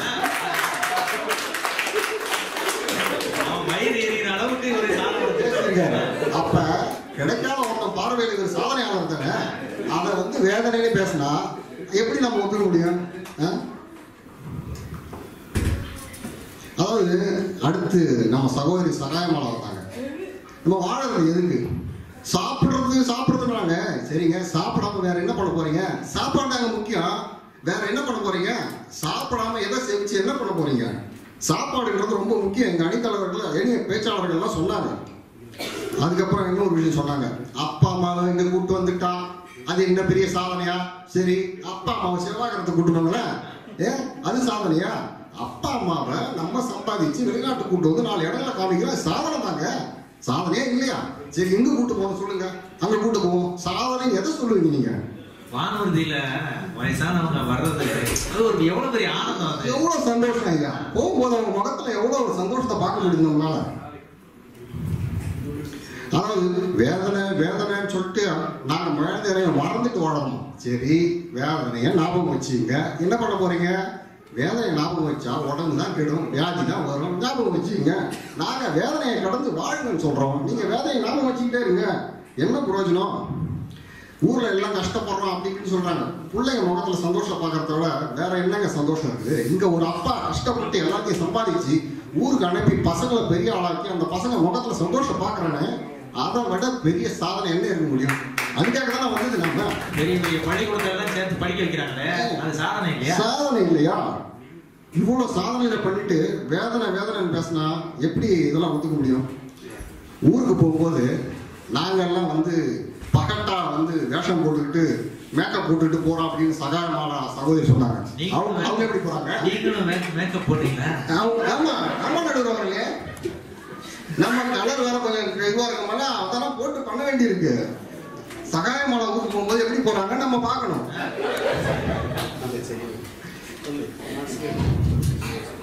சரிங்க நடுவர்களே, இப்ப என்னோட கருத்துக்கு நான் வரேன். புலம்புனாங்க, ஒரே புலம்பல் தான், வேதனைன்னு சொல்லிட்டு இவ்வளவு புலம்புறாங்களே, மூட்டை முடிச்சு கட்டின்னு கிளம்பலாம்ல. எதுக்காக? அது போக மாட்டாங்க போகவே மாட்டாங்க நடுவர்களே, இங்கே தான் இருப்பாங்க. ஏன்னா இந்த பொருளாதாரம் இருக்கு இல்லையா, அது எவ்வளவு முக்கியம் சொல்லி நம்மளோட அவங்களுக்கு நல்லா ரொம்ப தெரியும். பொருளாதாரம் ரொம்ப முக்கியம். இதை நான் சொல்லல, பல்லாயிரம் வருஷத்துக்கு முன்னாடி நம்ம சங்க இலக்கியங்கள் சொல்லியிருக்கு. நம்ம தாய்க்கிழவி அவைப்பாட்டி நன்வழியில் அருமையா சொல்லியிருக்காங்க. கல்லானே ஆனாலும் கைப்பொருள் ஒன்றுண்டாயி எல்லோரும் சென்றங்க எதிர்கொள்வர். இல்லாமை இல்லாடும் வேண்டாம், இன்றெடுத்த தாய் வேண்டாம், செல்லாதவன் வாயிற் சொல். சொல்றத கூட யாரும் கேட்க மாட்டாங்க. பொருளாதாரம் எவ்வளவு முக்கியம். இந்த விஷயம் எங்களோட இவங்களுக்கு ரொம்ப நல்லா தெரிஞ்சிருக்கு, அதனாலதான் இங்க இருக்கிறாங்க. யாரு வீட்டுக்காரமா ஒரே மாசத்துல திரும்ப விரட்டி விட்டுருவாங்க. அவ்வளவுதான், திரும்பி வந்துருவாரு. சரியா சொன்னீங்க நடுவுல. காதலிச்ச நினைப்புல அப்படியே அந்த தொட்டி பக்கத்துல போகலாம்னு நினைச்சிருப்பாரு. அதெல்லாம் இனிமே நடக்காது. மனித மனம் எப்படி கட்டமைக்கப்பட்டிருக்கு தெரியுங்களா? அதாவது ஒரு குறிக்கோளை வச்சு அதை முனைப்பா நோக்கி அதை நோக்கி நகர வேண்டியது. அந்த குறிக்கோளை நடக்கிற வரைக்கும் ரொம்ப அதை பத்தி ரொம்ப யோசிச்சு ரொம்ப பெருமையா பேசுவாங்க. அந்த குறிக்கோளை அடைஞ்ச உடனே இந்த குறிக்கோள் அடையவான எவ்வளவு கஷ்டப்பட்டேன் அப்படின்னு சொல்லி அதுக்கு அடைஞ்ச கஷ்டங்கள்லாம் ஒரு பட்டியல் போட்டு இந்த மாதிரி வேதனை புலம்ப வேண்டியது. இது எப்படி தெரியுங்களா? வெளிநாட்டில் இருக்கிற வரைக்கும் என்ன பண்ணாங்க தெரியுங்களா? எப்படியாவது வெளிநாட்டு போகணும், போய் நல்லா சம்பாதிக்கணும் அப்படின்னு ரொம்ப கஷ்டப்பட்டு இங்கே வர வேண்டியது. இங்கே வந்து பொருளாதாரத்தில் கொஞ்சம் தண்ணீரை அடைவாங்க. கொஞ்சம் தண்ணீரை அடைஞ்ச பிறகு தலையை தூக்கி மேலே பார்த்து நான் இப்படி கஷ்டப்பட்டேன் அப்படி கஷ்டப்பட்டேன்னு சொல்றது. பொருளாதார தண்ணீரை மட்டும் அடையலன்னா இவங்களை இதெல்லாம் பேச முடியுமா? இவங்களை குறிக்கோளை நோக்கி மட்டுமே தான் ஓடிட்டு இருப்பாங்க. ஏன் இது ஒரு முதலே பேசிருக்கலாம்ல? நன்றி மறப்பதுங்கிறது இதுதானே. நன்றியே இல்லாதவங்க நடுவர் அவர்களே. அதாவது தாய் தந்தை இறைவன் நமக்கு உயிர் கொடுத்துருக்காங்க. உயிர் கொடுத்தவங்களுக்கு நன்றின்னு சொல்லி அவங்களுக்கு விசுவாசமா இருக்காம எனக்கு இந்த குறை இருக்கு அந்த குறை இருக்குன்னு இப்படியே சொல்லிட்டு இருக்கவங்க எப்படி தெரியுமா?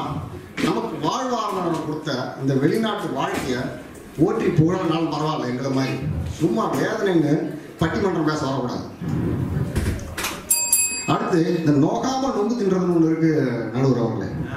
இந்த நொங்கு சாப்பிடணும்னா எப்படியா சாப்பிட முடியும்? ஒரு பனை மரத்துல ஏறணும், ஏறும்போது நாலு கருக்கு மட்டை கிழிக்கதான் செய்யும், அது சின்ன சின்ன ரத்தங்கள் வரத்தான் செய்யும். அதெல்லாம் பண்ணாதான் ஒரு சுவையான நொங்கு சாப்பிட முடியும். இல்லைன்னா நடக்குமா நடுவர் அவர்களே? நொங்கு வைக்கிறவங்க தேடி போய் வாங்காவது செய்யணும்ல. சும்மா கிடைக்குமா? அவன் சும்மா கொடுப்பானா? அவனோட உழைப்பு அதுல இருக்கு. சொந்த பந்தங்கள் தூரமா இருந்தா எப்பவுமே நம்ம வந்து இணக்கமா இருக்கலாம். எல்லாருக்கும் உங்களுக்கு தெரியும், ஊர்ல 2 அண்ணன் தம்பிகள் பக்கத்துல இருக்கிறான், ஆனா மனசால எவ்வளவு தூரமா இருக்கிறான். ஒரு சின்ன இட பிரச்சனைக்காக அடிச்சு சண்டை போட்டு நீதிமன்றங்களுக்கு போய் வெட்டு கூட்டுன்னு ஆகும்.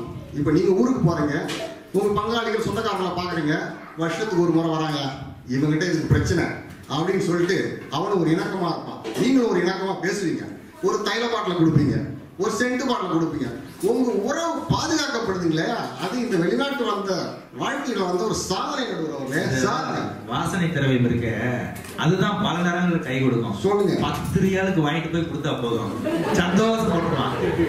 ஆனா அந்த வேலைச்சீட்டை கிழிச்சிடணும், இந்திய தயாரிப்பு எழுதியிருந்தா அதையும் நீங்க கிழிச்சிடணும். அதுல நீங்க கவனமா இருக்கணும். நடுவர் எவ்வளவு விவரமாக இருப்பாங்க. நீங்க வாகனத்துல போயிட்டு இருக்கீங்க, அப்ப வந்து ஒரு வாகனம் பழுதாகி போச்சு, சக்கரம் பஞ்சர் ஆயிடுச்சுன்னு வச்சுங்களேன்.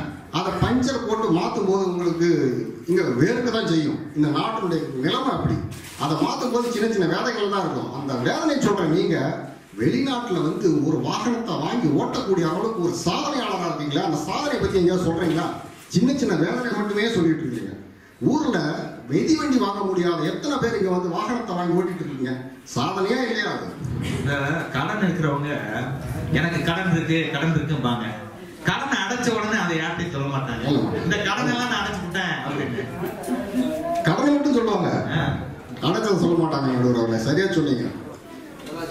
இவங்க எல்லாம் வேதனை சொல்றது நீங்க கட்டி இருக்க வீடு என்னும் சாதனை, நீங்க வேதனை சொல்றது நீங்க ஊர்ல வாங்கி வச்சிருக்க பெரிய பெரிய வாகனம் என்னும் சாதனை, நீங்க வேதனை சொல்றது உங்க பிள்ளைகள் படிக்கிற உயர் படிப்பு என்னும் சாதனை.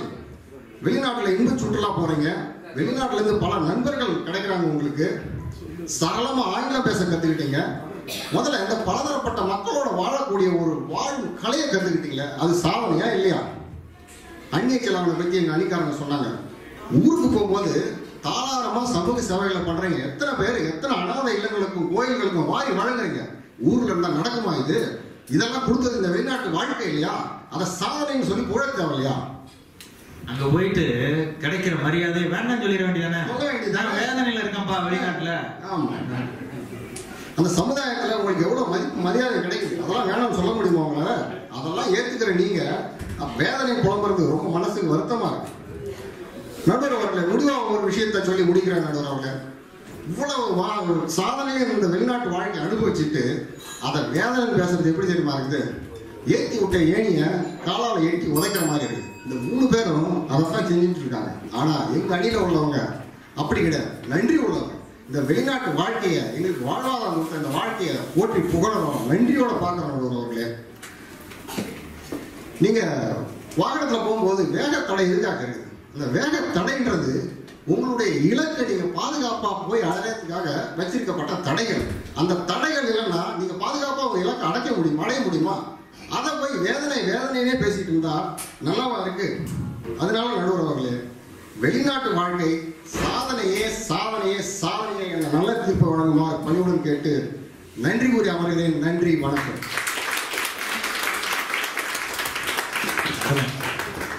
மொத்தத்துல இவங்க 3 பேரையும் நன்றி கேட்டவங்க அப்படின்ட்டாரு. சரி, நிறைவு பேச்சாளரா வராரு சொல்லுங்க பஷீர், வாங்க.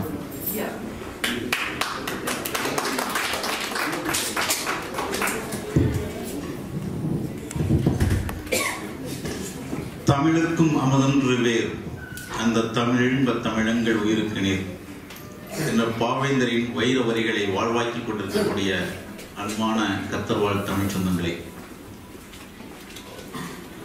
நற்றமிழ் நாயகர் நடுவர் பெருமானார் விஜயானந்த ஐயா அவர்களே, எமதனியை சார்ந்தவர்களே, எதிரணியை சார்ந்தவர்களே, உங்கள் அனைவருக்கும் என்னுடைய இதயம் கனிந்த நல்வாழ்த்துக்களை தெரிவித்துக் கொள்கின்றேன். ஐயா, இவ்வளவுதான் நான் கவனிச்சுக்கிட்டு இருந்தேன். 2 பக்கம் தலையாடுறீங்க, குழப்பத்தில் இருக்கீங்கன்னு நினைக்கிறேன். இன்னைக்கு குழப்பிட்டாங்க, தெளிவா தான் வந்தேன், 2 பக்கமும் சேர்ந்து குழப்பிட்டாங்க. நல்லா கவனிச்சுக்கணும், நல்ல குழப்பத்தில் இருக்கீங்க. எமது அணியை சார்ந்த தொம்மை அவர்கள் ஒரு குடும்ப தலைவனா வெளிநாட்டில் இருந்தா எந்த அளவுக்கு சிரமங்களை பட்டுக்கிட்டு இருக்கோம் அப்படிங்கிற தெளிவான முறையை எடுத்து சொன்னார். எனது அணியை சார்ந்த சகோதரி சகாயமாளா அவர்கள் ஒரு குடும்ப தலைவன் வெளிநாட்டில் இருந்தா அவனுடைய குடும்பம் வெளிநாட்டில் எந்த அளவுக்கு எல்லாம் கஷ்டப்படுது அதை பத்தி சொன்னார். இந்த சொன்ன 2 பேரும் தங்களுடைய வாழ்க்கையில் நடந்த இன்னல்களையும் கடினங்களையும் அவங்க எடுத்து சொன்னாங்க. இதெல்லாம் பார்த்தா உங்களுக்கு கிண்டல் பாவமா தெரியலையா? பாவமா தெரியலையா?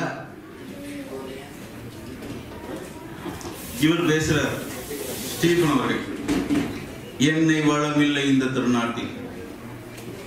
அடுத்த வரையும் பாடித்தார், என் கையை எந்த வேண்டும் வெளிநாட்டில். அழகான பாட்டுங்க, விவசாயிய பத்தி அருமையான பாடினாரு மருதகாசி அவர்கள், பாடலாசிரியர். விவசாயி, கடவுள் முதலாளி, கண்டெடுத்த தொழிலாளி, இப்படி வரிசையில் வரும் பொழுது என்ன வளமில்லை இந்த திருநாட்டில், ஏன் கையை ஏந்த வேண்டும் வெளிநாட்டில்.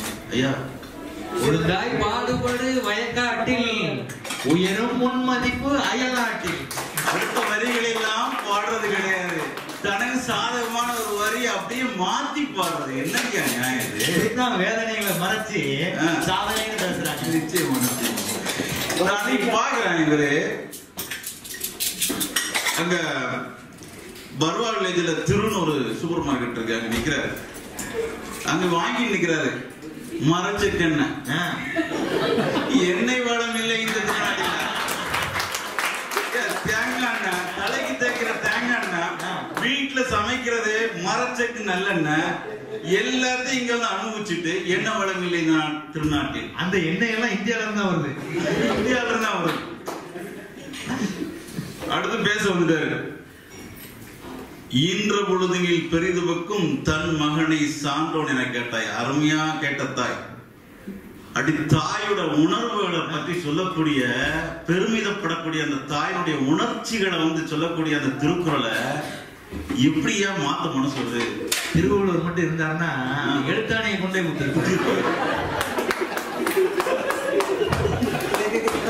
திருக்குறளை இப்படி எழுதுறாருன்னு நான் நம்பவே முடியலையா. இதை வேதனையா தான் இருக்கு பார்க்கும்போது.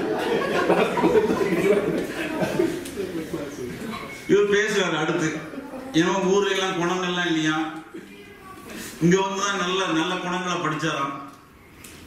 என்னங்க நம்மள மாதிரி நல்ல ஆள்கள் இங்க ஊர்ல இருந்தாங்க படிச்சு வந்திருக்கு. ஊர்ல இருக்கவங்க அவன் கெட்டவங்கிறாரு. இவர் குறும்புருக்காரனால சாட்டைக்காரராக நம்ம தெரியல. குறும்பூர்காரனாலே குறும்பு தான் போல. ஆமா. அடுத்து ரெண்டாவது பேச வந்தவங்க மொழியை பத்தி பேசுறாங்க. ஆங்கிலம் அவங்க வந்து தெரிஞ்சுக்கிட்டோம். கல்லூரி படிப்பு முடிக்க வரைக்கும் எங்களால் ஆங்கிலம் பேச முடியல, ஹிந்தி பேசுறோம். ஏங்க மொழியை பேசுறதுல அது பெரிய சாதனை ஆயாது. மொழியை பேசுறது தாய்மொழி முதல் நல்லா பேசணும், சாதனை. தொடர்பாடலுக்கு வேண்டாம் அந்த மொழி. மொழியை அறிவு நினைச்சிருப்பாங்களோ, அதுவும் ஆங்கிலத்தை. மற்ற மொழிகள் மாதிரி கிடையாதுயா. நம்ம தமிழ் மொழி, தமிழ் மொழியில தன் பையன் வாரான், திருக்குறளை சொல்றான், 1330 குறளை பாடிட்டான். சந்தோஷப்படுங்க, நாங்களும் சந்தோஷப்படுறோம். சாதனை சொல்லுங்க, நாங்களும் நிச்சயமா. நாலடியார சொல்லுங்க, அழகான முறையில தமிழ் பேசுறான்னு சொல்லுங்க, சந்தோஷப்படுறதுக்கு இது இருக்கு. அதான் சாதனையா. இதெல்லாம் சோதனை. இந்த தமிழ் வழியில பள்ளி படிப்பை முடிச்சவங்க தான் மயில்சாமி அண்ணாதுரை, வீரமுத்துவேலு, எங்க ஐயா அப்துல் கலாம், ஐயா சிவன், இவங்க தமிழ் வழியில படிச்சாங்கய்யா. நீங்க ஏதோ வெளிநாட்டை வந்து என்னமோ சொல்லுமா சொன்னீங்க. நம்முடைய மண்ணின் பெருமை விண்ணிற்கு எடுத்து சென்ற நாயர்கள் அவங்க. சந்திராயன் 1, 2, 3 ரெண்டுமே நம்ம தமிழன் தான். மயில்சாமி அண்ணாதுரை, மூணாவது வீரமுத்துவேல் அதனுடைய திட்ட இயக்குனரா இருந்தாரு. எங்க அது மட்டும் இல்ல, இதை சொல்ல வந்தோம்னு எனக்கு ஒரு ஞாபகம் வருது. எங்களுடைய ஊரை அடுத்து நிகா சாதின்னு சொல்லக்கூடியங்க இன்னைக்கு சூரிய பெண்மணி அழைக்கப்படுறாங்க. இந்த அளவிற்கு ஆதித்யா எல்வன்க சாதனையினுடைய திட்ட நாயகரா இருக்கிறாங்க. நினைச்சு பாருங்க, எல்லாமே தமிழ் மொழியில படிச்சு வந்தாங்க ஐயா. இதெல்லாம் செய்ய சோம்பேறிப்பட்டு வண்டி ஏறி இங்க வந்துடுறது. நான் சாதிச்சிட்டேன், நான் சாதிச்சிட்டேன் அப்படிங்கிறது. இனிமே இதை வச்சுட்டு மொழி பேசுறதெல்லாம் சாதனைன்னு சொல்ல வராதிங்க. இது உங்களுக்கே பார்க்க இதா இல்ல. அடுத்து எழில் வந்தாரு, நிறைவா பேச வந்துட்டாராம். விலை உயர்ந்த வாகனம். ஏங்க எங்க ஊர் வாகனம் ஓட்டி தாங்க அழகா விலை உயர்ந்த வாகனம் ஓட்டிட்டு போறான். எங்க ஊர் மெக்கானிக் ஓட்டுறாங்க. இங்க வந்து வண்டி இவங்கதான் ஓட்டணும். அங்க ஊர்ல வந்து வண்டி விலை உயர்ந்த வண்டியில வாங்கி வச்சிருப்பாங்க, ஓட்டுறதுக்குள்ள நம்ம மெக்கானிக்கு. அடுத்து ஊர் ஊரா சுத்துறாராம். சுற்றுலா பயணம் எங்கெல்லாம போறான்னு சொல்லி சொல்றாரு. விமான பயணங்கள் அங்க போனோம். ஏங்க விமான பயணம்லாம் ஒரு பெரிய சாதனையா. எங்க ஊர் விமானி தான் போறான், பல நாட்டுக்கு பல இடங்களுக்கு போயிட்டு வரான். அது சாதனை இல்லையா? பொழப்பு. பொழப்பையும் சாதனையும் குழப்பிட்டாங்க. அதுலதான் நானும் கொஞ்சம் குழப்பிட்டேன். பார்த்தா அப்படிதான் தெரியுது. இவங்க பேசுறது எல்லாமே பொருளாதாரம், அதுக்கடுத்து வாகனம், பார்க்கக்கூடிய பொருட்கள், இது பெரிய சாதனை சாதனை சொல்லிட்டு இருக்காங்க. ஆங்கிலத்துல சொல்லுவாங்க மெட்டீரியலிசம் சொல்லி. இது அதுல அப்படியே முங்கிட்டாங்கன்னு நினைக்கிறேன். ஐயா இவங்க சாதனைன்னு சொல்லாங்க பல விஷயங்கள். இந்த 10% இருக்கக்கூடியவங்க வந்து இங்க அதை வாங்கிட்ட இதை வாங்கிட்ட எல்லாமே சொல்றாங்க. மீதமுள்ள 90% மக்கள் படக்கூடிய பாடலை மொத்தம் மறந்துட்டாங்க. மேல்தட்டில் இருக்கும் கீழ்த்தட்ட பார்த்ததே கிடையாது. 90% மக்கள் தொழிலாளிகள் வந்து இன்னைக்கு வந்து என்ன செய்யறாங்க, முகாம்கள் அடைக்கப்பட்டிருக்கிறாங்க. காலையில இருந்து சாயந்தரம் வரைக்கும் 12 மணி நேரம் வேலை. வீட்டுல இருந்து முகாம்கள் இருந்து எடுத்துட்டு போறாங்க. என்ன செய்யறாங்க, திருப்பி வரும்பொழுது இரவாயிருது. போக்குவரத்து சேர்த்தா 14 மணி நேரம். சுடுத வெயில் அப்படியே காஞ்சி கருவாடாயிருந்தாங்க. இந்த நிலைமைக்கு உழைக்கக்கூடிய மக்களை பத்தி நாங்க பேச வந்திருக்கோம். இவர் வெளிநாட்டு அங்க சுத்தின இங்க சுத்தின சுற்றுலா பத்தி பேசுறாரு. மீது இருக்கு அவருக்கு நேரம். ஆனா அந்த முகாம்கள் இருக்கக்கூடிய தன்னுடைய வளாகத்தை தாண்டது கிடையாது. தெரியுமா? எத்தனை பேர் தாண்டி இருக்காங்க சொல்ல முடியுமா? அந்த வேதனை யாரால சொல்ல முடியும்?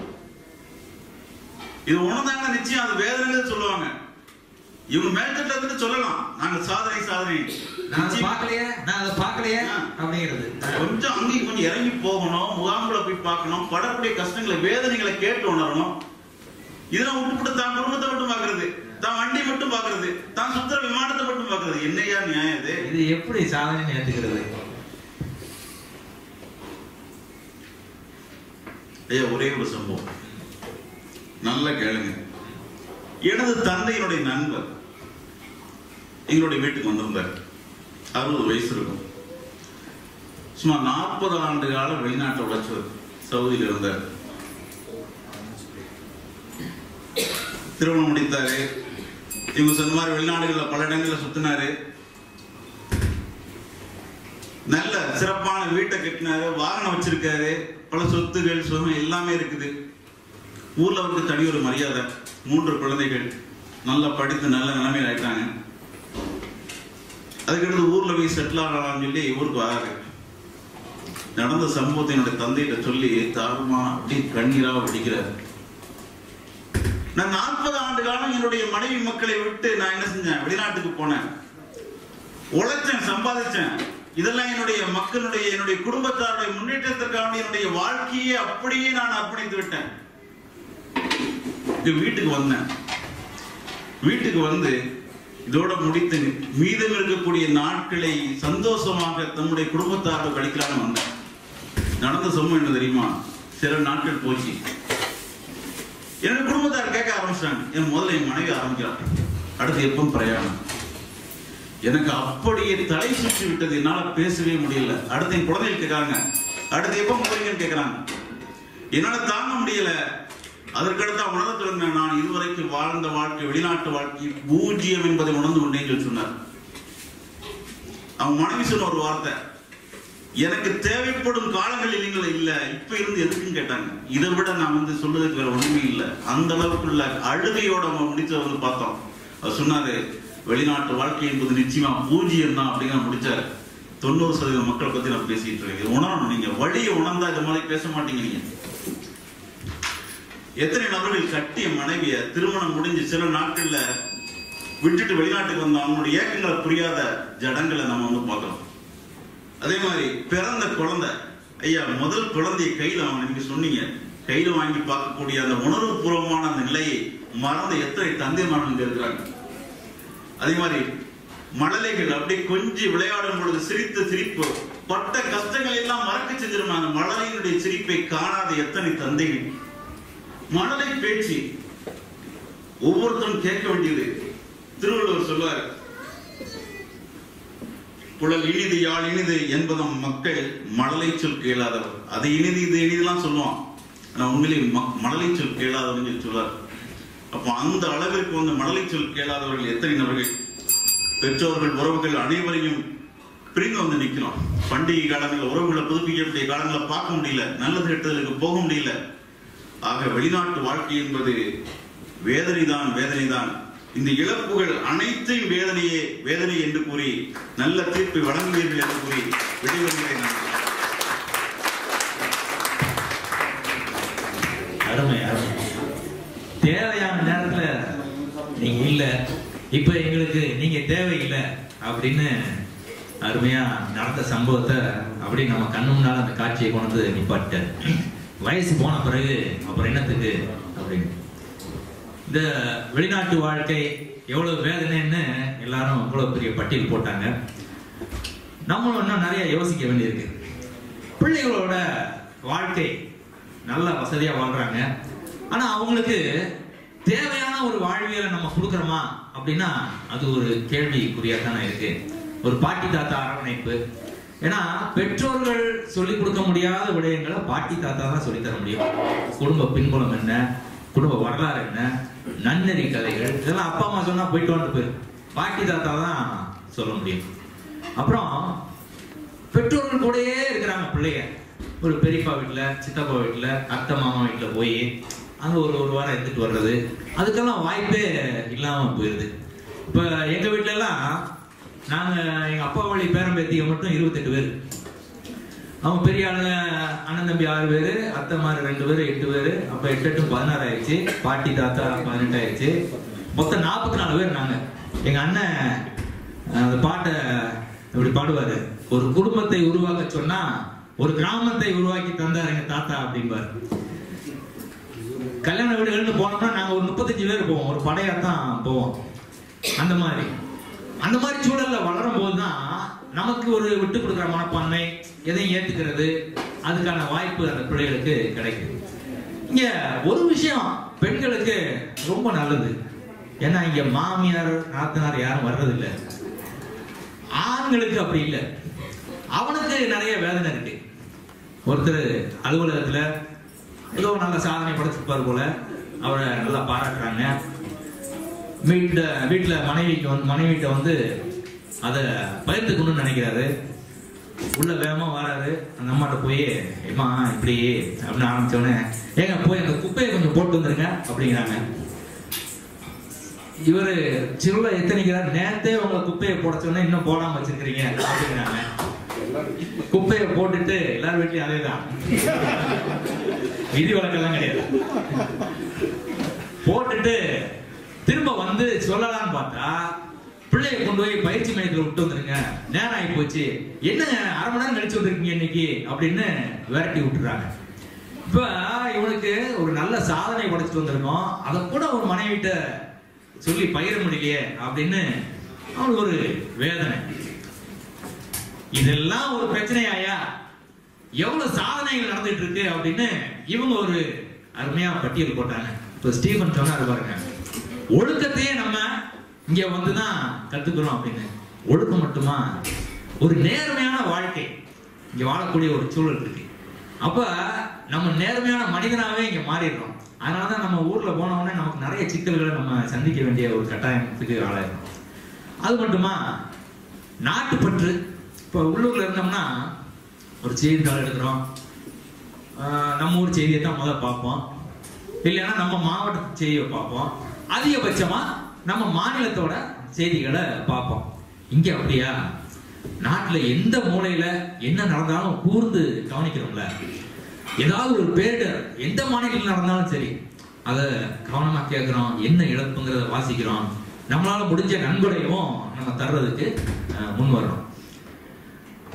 அப்புறம் உறவுகள் தள்ளி இருந்தா தான் அதுக்கே ஒரு மதிப்பு. எதுவுமே தள்ளி கையிலே இருந்துச்சுன்னா அதுக்கு மதிப்பு கிடையாது, தள்ளி இருந்தா தான் அதுக்கு ஒரு மதிப்பு. நான் காது கூட நிறைய கேட்டிருக்கேன். விடுமுறைக்கு போவான், சூக்குல எல்லாம் போய் பாத்தீங்கன்னா அவனுக்குன்னு எதுவும் வாங்க மாட்டான், சொந்த பந்தங்களுக்கு தான் வாங்கிட்டு போவான். மாமா போன தடவையே கடிகாரம் கேட்டாரா, இந்த தடவை வாங்கி கொடுத்துடணும் அப்படிமா. அதாவது கூட பிறந்தவங்க, பெற்றோர்கள், அது கடமை.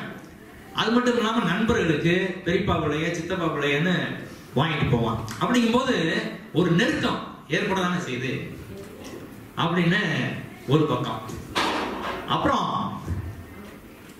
எத்தனை கருத்துக்கள்ல தாடி ஏறி இருக்கியா இந்த வெளிநாட்டு வாழ்க்கையில கிடைச்ச அந்த சம்பாத்தியத்தினால.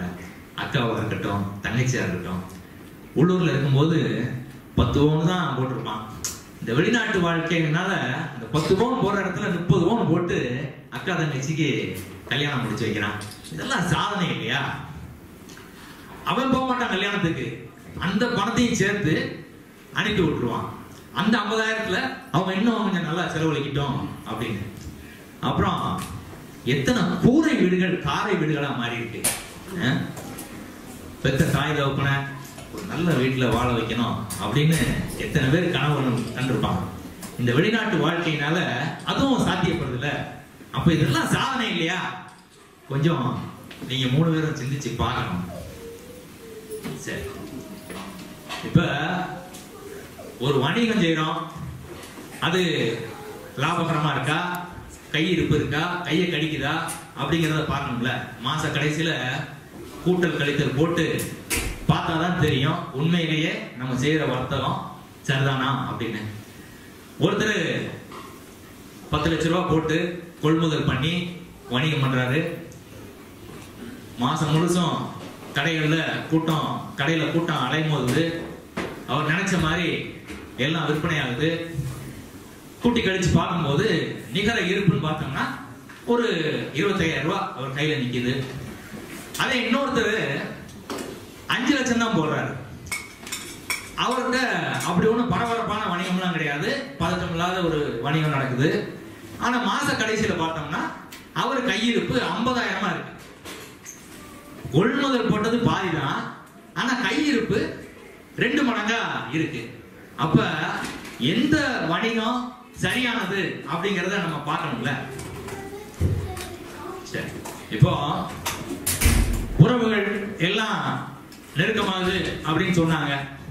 உண்மையிலேயே நம்ம இங்க இருந்து வாங்கிட்டு போற வருஷத்துக்கு ஒரு தடவை சந்திப்பு, அதுல வாங்கி கொண்டு போய் கொடுக்கக்கூடிய இந்த பொருட்கள் ஒரு நெருக்கத்தை தருதா?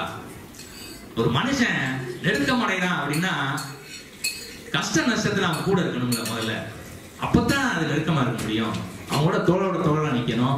அவன் வீட்டுல நடக்கக்கூடிய பிறப்பு, பூப்பு, மணமுடிப்பு, வளைகாப்பு அப்படின்னு ஒவ்வொரு விழாக்கள்லையும் அவன் கூட போய் நிக்கணும். நீ வந்து கவலைப்படாத, மண்டபத்தை நான் பாத்துக்கிறேன், பூ மாலைகளை நான் பாத்துக்கிறேன், பந்தியை நான் பாத்துக்கிறேன் அப்படின்னு அவன் கூட தோளோட தோளா நிக்க வேண்டாமா? அதை விட்டுவிட்டு வருஷத்துக்கு ஒரு தடவை போய் சந்திச்சா மட்டும் உறவு பெருகிடுமா? அதை நம்ம கொஞ்சம் யோசிச்சுதான் பார்க்கணும். அப்புறம் இந்த வெளிநாட்டுல வாழ்றவங்கள பொதுப்படையா ஒரு 3 வகைகளா பிரிச்சிடலாம். அதை நம்ம பெரும்பான்மையை பத்தி பேசிட்டு இருக்கோம். ஒரு வகை வந்து இந்த வளைகுடா நாடுகள்ல வாழக்கூடிய மக்கள். இது ரொம்ப தனித்துவமானது. இவங்களையும் 2 வகையில பிரிச்சுக்கலாம். ஒண்ணு, மனைவி மக்களை ஊர்ல விட்டுட்டு நல்ல சந்தோஷமா சிறகடிச்சு பார்க்கக்கூடியவங்க. இவங்களோட வாழ்வியல் எப்படி இருக்கு அப்படின்னு பார்த்தோம்னா, கருங்கால் வதனின் பொறி போல் அரும்பலத்த ஈந்தன் புறவில் திரும்பி மலர்ந்தன சேர்ந்தன செய்குறை வாரார் அவர் என்று கூர்ந்த பசலை அவளுக்கு அப்படின்னு கார் 40ல ஒரு பாட்டு வருது. தலைவன் தலைவியை விட்டு வெகு தூரம் போறான், பயணம் போறான். குறிப்பிட்ட பருவத்துல அவன் திரும்ப வரணும். பருவம் வந்துருச்சு, கணவன் இன்னும் வர காணோம். அப்போ அந்த ஏக்கத்துல மனைவிக்கு நோய் வந்துருதான், பசலை நோய் வந்துருதான். இந்த பசலை நோய்னா என்ன அப்படின்னா, ஒரு அழகு குன்றி மனசுல ஒரு ஏக்கம், முகத்துல ஒரு வாட்டம். இது இங்க தனியா வாழ்றவங்க வருஷத்துக்கு ஒரு தடவை, 2 வருஷம், சிலர்லாம் 3 வருஷம் 4 வருஷத்துக்கு ஒரு தடவை போன காலம்லாம் உண்டு. அவங்க அங்க போகும்போது அந்த கணவனுக்கு மட்டும்தான் அந்த நோய் தெரியும். அந்த மனைவி போன தடவை பார்க்கும்போது இவ்வளவு அழகா இருந்தா, இந்த தடவை கொஞ்சம் அழகு குன்றிருச்சே அப்படின்னு. இது அங்க இருக்கிறவங்களுக்கு தெரியாது. ஏன்னா அவளுக்கு என்ன, கணவன் வெளிநாட்டுல இருக்கிறான், பணம் நல்லா அனுப்புறான், பிள்ளைகள்லாம் பெரிய பள்ளிக்கூடத்துல படிக்க வைக்கிறா, வீடு எடுத்து கட்டிட்டா அப்படின்னு அப்படிதான் அவங்களோட புரிதல் இருக்குமே ஒழிய, அவங்களுக்கு இந்த தாக்கம், இந்த நோயோட தாக்கம் அது வந்து அவங்களுக்கு புரியாது. சரி, இவன் இங்க போறானே, இங்க இருந்து 1 மாசம் விடுமுறைக்கு நிம்மதியா இருந்துட்டு வர முடியுதா? போறான், ஒரு 4 நாள் கழிச்சு ஒரு நெருங்கிய நண்பன் வரான், 2 பேரும் பேசுறதுக்கு வெளியே போறாங்க. மாப்பிள்ள, எனக்கு கோடாரி தைலம் வாங்கிட்டு வந்தியா? ஒரு 10 வேணும்டா அப்படிங்கிறான். 10 என்னதுக்குடா உனக்கு கோடாரி தைலம் அப்படின்னா, வீட்டுக்காரிக்கும் அம்மாக்கும் ஆக மாட்டேங்குது, இந்த பிரச்சனையை பாக்குறதுக்கே எனக்கு தலைவலி வந்துருது, தினம் தைலத்தை தட வேண்டியது இருக்கு மாப்பிள்ள, அதனால அப்படின்னா 10 கொண்டு வந்தேன், ஆனா 8 தான் இப்ப இருக்கு அப்படின்னா. என்னடா வேற யாரும் கொடுத்தியா அப்படின்னா, இல்ல மாப்பிள்ள, நம்ம வீட்லயும் அதே பிரச்சனை தான், 4 நாள்ல 2 தைலத்தை காலி பண்ணிட்டேன், வேற வழி இல்லை அப்படின்னு. சரி, இங்க மனைவி மக்களோட இருக்காங்களே, இவங்க எப்படி இருக்காங்க? மகிழ்ச்சியா இருந்துடுறாங்களா, வேதனை இல்லாம அப்படின்னு பார்த்தோம்னா, இந்த ஆணுக்கு சரி பிள்ளைகளும் நல்லா படிக்குது, அப்பா அம்மாவுக்கு வீடு கட்டியாச்சு, நல்ல வசதியா இருக்கிறாங்க. ஆனா இந்த வயசு போன காலத்துல அவங்கள கூட வச்சிருக்க முடியலையே அப்படின்னு மனசுக்குள்ள ஒரு ஏக்கம், ஒரு வேதனை இருக்கத்தானே செய்யுது. இது வளைகுடா நாடுகள்ல இருக்கக்கூடிய ஒரு சூழல். இங்க ஓரளவுக்கு பரவாயில்ல. நம்ம நினைச்சோம்னா ஒரு 12 மணி நேரத்துல, அதிகபட்சமா 12 மணி நேரத்துல வீட்டுக்கு போய் சேர்ந்துக்கலாம்.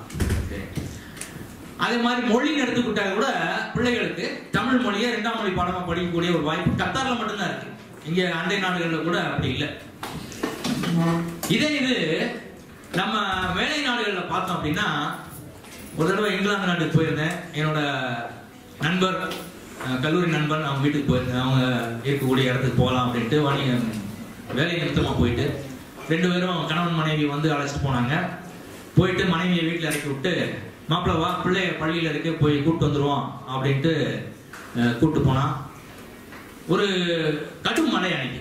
இந்த கத்தாரெல்லாம் சில நேரம் மழை பெஞ்சதுன்னா வண்டியில் போகும்போது அக்கம் பக்கத்தில் பார்க்கவே முடியாது, மொத்தமாக நமக்கு அப்படியே எதையோ போட்டு மறைச்ச மாதிரி ஆயிடும், அப்படி ஒரு மழை. அப்போ அந்த பள்ளிக்கு போகிறதுக்கு ஒரு 20 நிமிடம் தாமதம் ஆயிடுச்சு. போய் நிக்கிறோம்.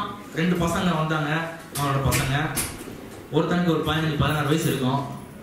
ஏறி உட்கார்ந்து அவங்க அப்பா ஒரு 5 நிமிஷம் திட்டினான். அதுவும் ஆங்கிலத்துல.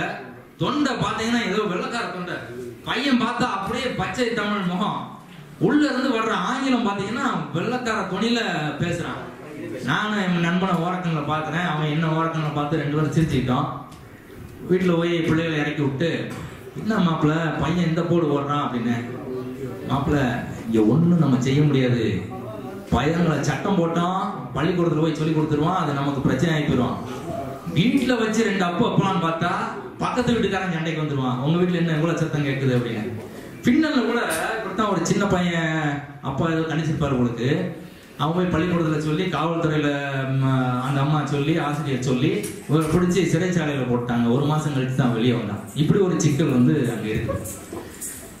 சரி, இப்பதான் அமெரிக்கா, சிங்கப்பூர், மலேசியா இங்க உள்ள நாடுகள்ல எப்படி வாழ்வியல் இருக்குன்னா, வேலைக்குன்னு போறாங்க, போயிட்டு கொஞ்சம் சம்பாதிச்சுட்டு திருமணம், 10 நாள்ல திருமணம். நான் வர்றேன், 1ஆம் தேதி வரேன், 10ஆம் தேதி நான் திருமணம், அதுக்குள்ள எல்லாத்தையும் முடிச்சிருங்க அப்படிங்கிறான். அங்க வந்து பொண்ணை விசாரிக்கிறது, அலசி ஆராயெல்லாம் முடியாது. இங்க அலசி ஆராய்ச்சி கல்யாணம் பண்ணாலே ஏகப்பட்ட பிரச்சனை இருக்கு. அவன் 10 நாள்ல முடிச்சுட்டு கூட்டு போயிடுறான். ஒரு 7-8 மாசத்துல பொண்ணு கருவுட்டுறா.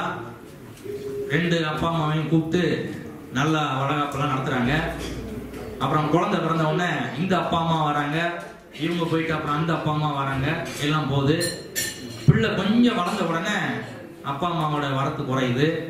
அப்ப இவங்க வந்து ஒரு 2 வருஷத்துக்கு ஒரு தடவை ஊருக்கு போயிட்டு வராங்க. இதெல்லாம் பிள்ளைய பள்ளிக்கூடம் போற வரைக்கும் மட்டும்தான். பிள்ளைய பள்ளிக்கூடம் போன உடனே அது அழுக்கு நாடு, நான் வரமாட்டேன் அப்படின்றது. அப்புறம் இந்த 2 வருஷம் அப்படிங்கிறது கொஞ்சம் கொஞ்சமா 3 வருஷம் 5 வருஷமா ஆகுது. அடுத்தது 5ஆவது வருஷத்துல இவங்க போறதுக்குள்ள இவங்க என்ன பண்றாங்க, குடியுரிமைய மாத்திக்கிறாங்க. இந்த நாட்டு நம்ம நாட்டு குடியுரிமையை காவு கொடுத்து அந்த நாட்டு குடியுரிமைக்கு மாறிக்கிறாங்க. நம்ம நாட்டுல இரட்டை குடியுரிமை வாங்க முடியாது. அப்ப அந்த குடியுரிமைய ஒருத்தன் காவு கொடுத்துட்டு வேற குடி ஆயிட்டான் அப்படின்னா, ஊர்ல அவனுக்குன்னு இருந்த ஒரு துடுப்பு, ஒரு ஆணி வேறு ஆட்டங்கன்றுச்சுன்னு தானே அர்த்தம். இதோட விளைவு அடுத்த தலைமுறையில என்ன நடக்கும் அப்படிங்கிறது அதுக்கு காலம்தான் பதில் சொல்லுவான். ஏதோ ஒரு வகையில அவன் தன்னோட தொடர்பை மொத்தமா ஒரு உறவுல இருந்து துண்டிச்சிட்டதான் நம்ம பார்க்க வேண்டியது இருக்கு. இதையெல்லாம் வச்சு பார்க்கும்போது இந்த வெளிநாட்டு வாழ்க்கை அப்படிங்கிறது மேம்போக்கா பார்த்தோம்னா பொருளாதார ரீதியா, பொருள் ரீதியா சாதனையா தோன்றினாலும், உறவு ரீதியா, உணர்வு ரீதியா, உளவியல் ரீதியா ஆழமா பார்த்தோம்னா வெளிநாட்டு வாழ்க்கையில மிஞ்சி நிக்க போறது, மிஞ்சி இருக்கிறது வேதனையே அப்படின்னு தீர்ப்பு சொல்லி பட்டிமன்றத்தை நிறைவு செய்றேன். நன்றி.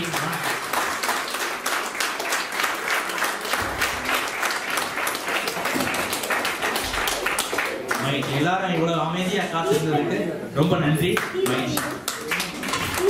எல்லா பேச்சாளர்களும் பட்டிமன்றத்துக்கு சீப்பனை தவிர எல்லாருமே முதல் பட்டிமன்றம் எல்லாருக்கும் அருமையா பாராட்டினாங்க, அருமையா பேசினாங்க. எல்லாருக்கும் ஒரு கைதட்டல் கொடுத்துருக்காங்க.